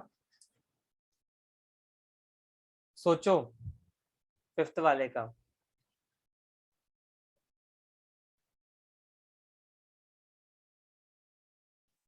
बताओ बताओ।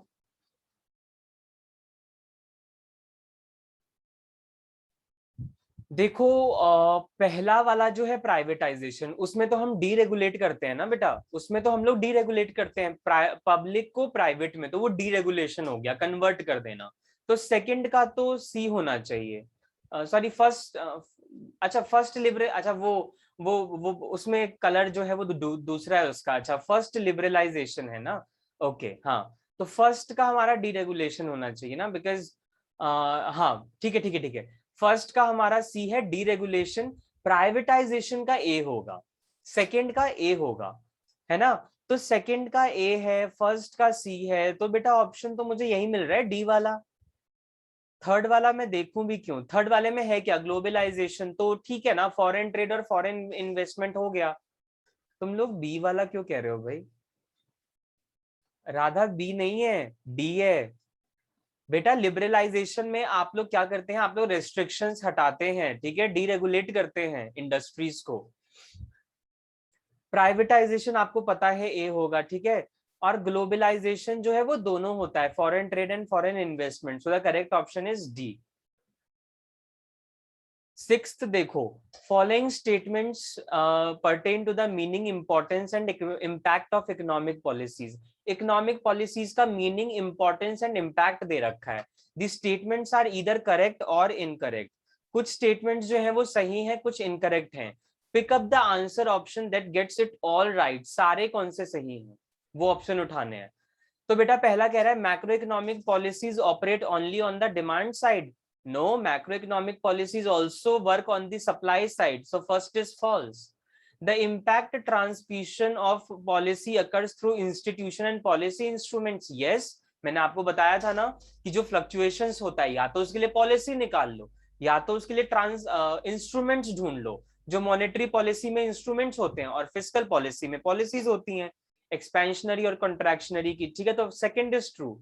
Third is policy formulation does not involve discussion with stakeholders. False. Policy तो है बेटा, वो सबके साथ मिलके बनाई जाती है। And impact of sectoral policies on the economy as a whole. तो ये मुझे थोड़ा सा इनकरेक्ट लग रहा है। फर्स्ट वाला क्या है, macro economic policies operate only on the demand side of the economy. Incorrect ही है वो भी, बताएं। इसमें करेक्ट तो बेटा एक ही है, करेक्ट तो आपका एक ही है। Impact transmission of policy occurs through situation and policy instruments. Impact of sectoral policy कह रहा है in the economy as a whole. ना, आपका मैक्रो इकोनॉमिक भी आता है बेटा। सिर्फ सेक्टरल पॉलिसी से आप पूरी इकोनॉमी पे कैसे इम्पैक्ट मेजर कर देंगे, दोनों पॉलिसी आनी चाहिए ना। तो फिर फोर्थ इज ऑल्सो फॉल्स। तो बेटा बी ऑप्शन बना, that first is incorrect, second is correct, third is incorrect and fourth is incorrect. Fourth तो वैसे भी इनकरेक्ट है, सब में इनकरेक्ट है, ठीक है। तो फर्स्ट और थर्ड पे फोकस करना है। आ जाओ। The form of privatisation where government keeps hold of responsibility and private enterprises handles the management. बताओ। वेरी गुड राधा, ये तो अभी अभी हुआ है। वेरी गुड भावेश, ठीक है एकदम। Mayank correct, very good. Delegation will be the correct answer, very good. Delegation will be the correct answer. Eighth वाला, which of the following is not attributable to the developmental policies. बेटा developmental policies कल करवाई थी मैंने, ठीक है। तो development policies इसमें से कौन सा नहीं आएगा, साफ पता चल रहा है। Very good. पहला वाला क्यों नहीं आएगा बेटा, ये तो अच्छी बात है ना, आप लोग रेस्ट्रिक्शंस हटा रहे हैं। ईज ऑफ डूइंग बिजनेस, ये भी तो डेवलपमेंटल ही है। कंड्यूसिव कंडीशन मतलब पॉजिटिव पॉजिटिव चीजें आप लेके आ रहे हैं, तो ये भी अच्छी बात है। अगर आप क्लियरेंस और अप्रूवल के इंपोजिशन लगा दें, मतलब पहले मुझे परमिशन लेनी पड़ेगी, पहले मुझे अप्रूवल लेना पड़ेगा, तब मैं आ सकता हूं। तो बेटा ये फैसिलिटेट कैसे कर रहा है, ये तो रेस्ट्रिक्ट कर रहा है। तो ये वाला नहीं होगा। Very good, D is the correct option. बेटा SEBI, RBI and RDI is कौन से इंस्टीट्यूशंस, कल बताया था ना कौन से इंस्टीट्यूशन से एग्जांपल थे बेटा ये। SEBI, RBI and RDI, very good very good, एकदम ठीक है एकदम ठीक है। Very good, A option, regulatory institutions, very good. Now इसमें देखिए, BlackRock invested 30 million US dollars as a portfolio investor in Indian stock market. This में be a case of. बेटा पोर्टफोलियो इन्वेस्टर जो होता है ना, वो होता है कॉम्बिनेशन ऑफ सिक्योरिटीज। पोर्टफोलियो का मतलब होता है कॉम्बिनेशन ऑफ सिक्योरिटीज, एक में नहीं, एक से ज्यादा सिक्योरिटीज का मिक्स बनाना और उसमें इन्वेस्ट करना, म्यूचुअल फंड्स में, हाँ, और डिफरेंट डिफरेंट सिक्योरिटीज में, बॉन्ड्स में। तो बेटा वो कौन से, एफडीआई होते हैं या एफआईआई होते हैं? वेरी गुड, एफआईआई अभी बताया है, ठीक है। अब 11th वाला देखो, FDI in sectors activities which do not require any prior approval either of the government or the Reserve Bank of India is identified as, जहां पे किसी की रिक्वायरमेंट चाहिए ही नहीं, किसी की परमिशन नहीं चाहिए मुझे, वो कौन सा रूट होता है? Very good very good, automatic route, very good, एकदम ठीक है। आ जाओ 12th पे। The method of FDI other than automatic route, एक तो ऑटोमेटिक रूट होता है और दूसरा कौन सा होता है, बताओ फटाफट, ये सब सिंपल सिंपल है। वेरी गुड, सबका ठीक है। ऑटोमेटिक होता है, दूसरा कौन सा होता है, very good very good, government route, एकदम ठीक है। FIPB का फुल फॉर्म बताइए, अभी बताया है, जहां पे परमिशन लेनी पड़ती है हमें FDI के लिए, उसके फुल फॉर्म है ये। Very good very good, foreign investment promotion board, very good. 14th का देखिए, identify the sector where FDI is not permitted, बेटा कौन सा है जहां पे FDI परमिटेड ही नहीं है, इसका भी कौन सा ऑप्शन होगा बेटा, वेरी गुड, डी वाला है ना, एटॉमिक एनर्जी, अभी बताया था, एकदम ठीक है। 15th देखो बेटा, simplification of trade restrictions related to import is an example of,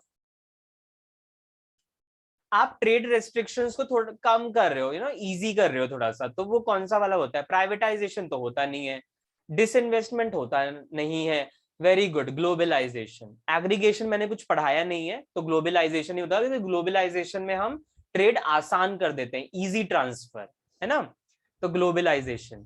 बेटा 16, बेटा 16 बहुत इंपॉर्टेंट और बहुत सिंपल, बताइए, अभी बताया है, very good Radha, very good Bhavesh, बाकी लोग बताएं। आप 50% बेच रहे हो PSU का, एक ही सिंगल प्राइवेट सेक्टर को, single private sector, very good, disinvestment to form a joint venture, very good very good very good, disinvestment होगा ये। FDI is allowed in, a very simple question, plantation वाला है, but कौन सा plantation था, very good, tea plantation, very good.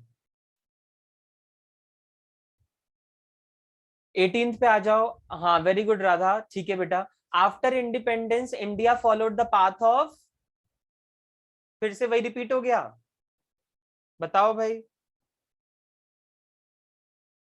नहीं नहीं, क्यों डी नहीं होगा भावेश बेटा, इंडिया ने इंडिपेंडेंस के बाद ना मिक्स्ड इकोनॉमिक सिस्टम अपनाया था, है ना, मैंने लिखवाया था ना वो नोट डाल के तुम्हें,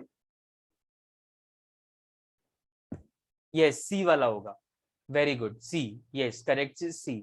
Hyundai India Limited came to India through FDI route. It followed the path of, divestment नहीं हो सकता, Hyundai वाला प्राइवेट ही है, ठीक है, पब्लिक सेक्टर नहीं बना है, जॉइंट वेंचर नहीं है, Hyundai अकेला है, किसी और के साथ नहीं है।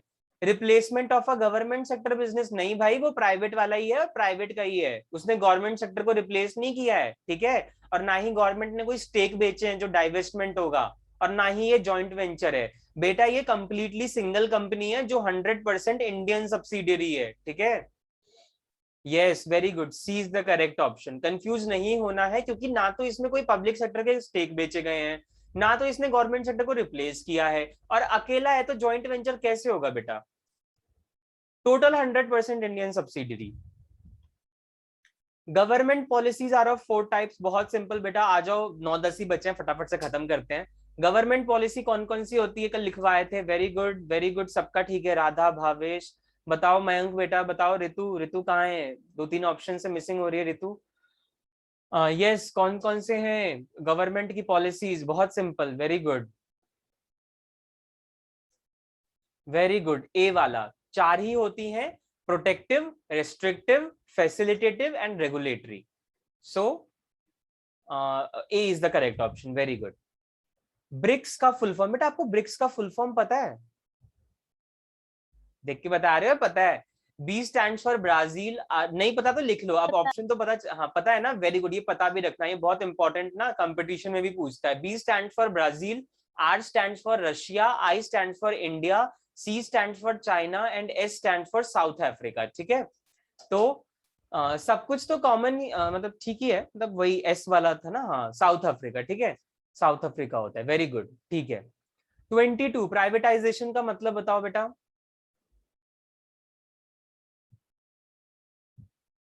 Very good Bhavesh, very good Ritu, Radha का ठीक है एकदम, ठीक है, सारी चीजें ही तो हैं, बिल्कुल सारी चीजें, वेरी गुड ऋतु, सारी चीजें ही हैं, ऑल ऑफ दी अबव भी प्राइवेटाइजेशन है।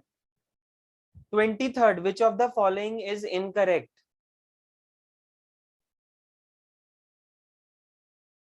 बी वाला तो इनकरेक्ट है, बी वाला ही इनकरेक्ट लग रहा है मुझे तो, हाँ बी वाला ही इनकरेक्ट है, बिकॉज एफडीआई तो पोर्टफोलियो होता ही नहीं है, पोर्टफोलियो तो एफआईआई होता है, तो एफडीआई कैसे पोर्टफोलियो हो गया।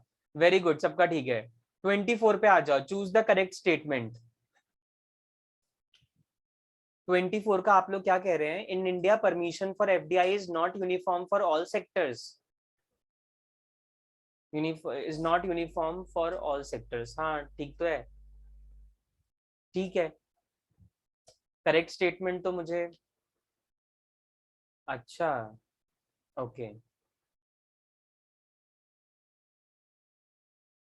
हाँ मतलब ठीक तो इसमें सी वाला ही लग रहा है ना, बिकॉज इंडिया में जो एफडीआई की परमिशन है वो यूनिफॉर्म नहीं है, 4 परमिसिबल रेट्स थे, है ना। तो बताइए, C is the correct option, right, C is the correct option बेटा। 25th पे आओ, which of the following is not the concern of monetary policy, बताओ। वेरी गुड वेरी गुड, भाई बात तो सही है, मॉनेटरी मतलब पैसा, तो बी तो होगा ही होगा, ए भी होगा बिकॉज इंटरेस्ट रेट मनी से रिलेटेड है। हमें इनकम का क्या करना, वो तो फिस्कल पॉलिसी से मतलब है, ठीक है, डिस्पोजेबल इनकम, यस। ये करेक्ट ऑप्शन जरा करो फटाफट बताओ, choose the correct answer from among the following. Tax rate तो लो रहना बेटर होता है ना, जीडीपी हाई रहना बेटर होता है, बचा inflation,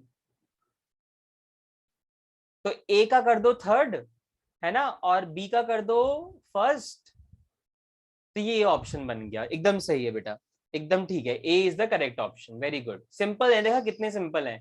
which of the following is not implied by liberalization, बेटा इनमें से लिबरलाइजेशन का मतलब कौन सा नहीं होगा, मुझे तो इसमें हाँ हाँ हाँ ठीक है, क्योंकि डी वाला क्यों है, बिकॉज वो प्राइवेटाइजेशन का है, प्राइवेटाइजेशन होता है वो तो, वेरी गुड।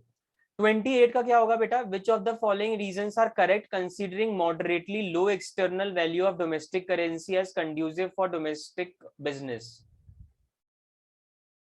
लो एक्सटर्नल वैल्यू रखें हम डोमेस्टिक करेंसी का, तो ये बेनिफिट हो डोमेस्टिक बिजनेस को, इसमें से कौन सा ऐसा रीजन है जो बेस्ट है। Protecting the domestic industry from competition from imported goods, ना ना। मेकिंग द एक्सपोर्ट्स कंपेरेटिव, ये तो और अच्छी बात है, एक्सपोर्ट्स कंपेरेटिव करना, मतलब ये है करेक्ट पूछा है ना, हाँ तो ऑल ऑफ द अबव हो गया ना, हाँ टैरिफ जंपिंग एफडीआई, ठीक है ठीक है ठीक है ठीक है, protecting the domestic industry from competition from important goods, ठीक है ठीक है ठीक है, ऑल ऑफ द अबव होगा, वेरी गुड, ठीक है। टैरिफ जंपिंग एफडीआई का मतलब है कि एफडीआई पे आप कोई वो ज्यादा रोक नहीं लगा रहे हो, ठीक है। Reasons why lower interest rate may be conducive for business, low interest rate क्यों रखना चाहिए बिजनेस के लिए, make investment proposal with low returns eligible, ना ना, इसमें क्या है, इसका क्या है, makes investment proposals with lower returns eligible, अच्छा लोअर रिटर्न अगर मिल रहा है तो लो इंटरेस्ट रेट हो, एक ये लॉजिक हो सकता है। Enables mobilisation of savings of the households, reduces cost of capital, मुझे सी तो लग रहा है इसमें, सी मुझे लग रहा है, सी तो होगा ही होगा, क्योंकि इंटरेस्ट रेट कम होगा तो कॉस्ट ऑफ कैपिटल भी कम आएगी ना, लोन ज्यादा ले पाएंगे, ठीक है, तो सी तो होगा ही। सेविंग्स का क्या मतलब है भाई, इंटरेस्ट अगर हम रेट कम रखेंगे तो, ए और सी, ए का थोड़ा कंफ्यूजन है बेटा, है तो डी ऑप्शन दे रखा है, ए क्या कह रहा है, ए कह रहा है makes investment proposals with low returns eligible, हाँ हो तो सकता है ना, क्योंकि लो रिटर्न्स जो दे रहे हैं इन्वेस्टमेंट उस पर तो लो इंटरेस्ट रेट ही रखना चाहिए, ठीक है, ए और सी हो सकता है, सी तो है ही है, ए भी है, ठीक है। 30th का बताओ बेटा, which of the following is the overarching all inclusive assumption while assessing the conducive of the macro variables for business, बेटा मैक्रो वेरिएबल्स फॉर बिजनेस के लिए ना, तुम्हें क्या लगता है कि वो वाला जो एजम्पशन है, ठीक है, वो थोड़ा सा एक्स्ट्रा के पर्पज से है, ओवर आर्किंग का मतलब होता है उस चीज को ज्यादा ही उसमें एक्सक्लूड करके वो दिखाना, ठीक है, जैसे हम लॉ ऑफ डिमांड पढ़ते थे, तो अदर थिंग्स बीइंग कांस्टेंट, एक चीज को कांस्टेंट कर दो और एक टाइम पे एक ही का रिलेशन दूसरे के साथ पढ़ो, बेटा मैक्रो में भी ऐसे ही करोगे क्या, एक चीज को कांस्टेंट रख दोगे और बाकी का रिलेशन पढ़ोगे। बेटा मैक्रो में तो यही होता है ना कि सब कुछ बदल रहा है, इसीलिए तो हम मैक्रो पढ़ रहे हैं। तो how can you say that you know even other things constant, तो बी वाला मुझे लग रहा है इसका, ठीक है, that this is something very extra ही करके दे रखा है, ओवर आर्किंग मतलब एक्स्ट्रा में दे रखा है, होना नहीं चाहिए था। So given other things constant, ऐसा मैक्रो में हो ही नहीं सकता। How can you constant other things and you want to study the relation, ऐसा नहीं होता, ठीक है। तो गिवन अदर थिंग्स कांस्टेंट नहीं होगा, ये ध्यान रखना है। तो लो भाई, यहाँ पे एमसीक्यूज भी खत्म हो गए, कुछ नहीं था इसमें, ठीक है, तभी मैंने करवा दिया, सिंपल था। अब तुम 10 मिनट का ब्रेक लो, ठीक है, ऑलमोस्ट 45 के आसपास हम लोग स्टार्ट करते हैं, ठीक है, बीसीआर का, और फटाफट से हम उसका कवर अप कर लेंगे, बिकॉज उसमें मुझे बस फॉर्मेट बताना है। तो चलो थोड़ी देर का ब्रेक लो और मैं भेजता हूँ लिंक आपको, ठीक है, चलो। Okay, then just take a break for a few minutes and see you in the next class. Okay, thank you, beta.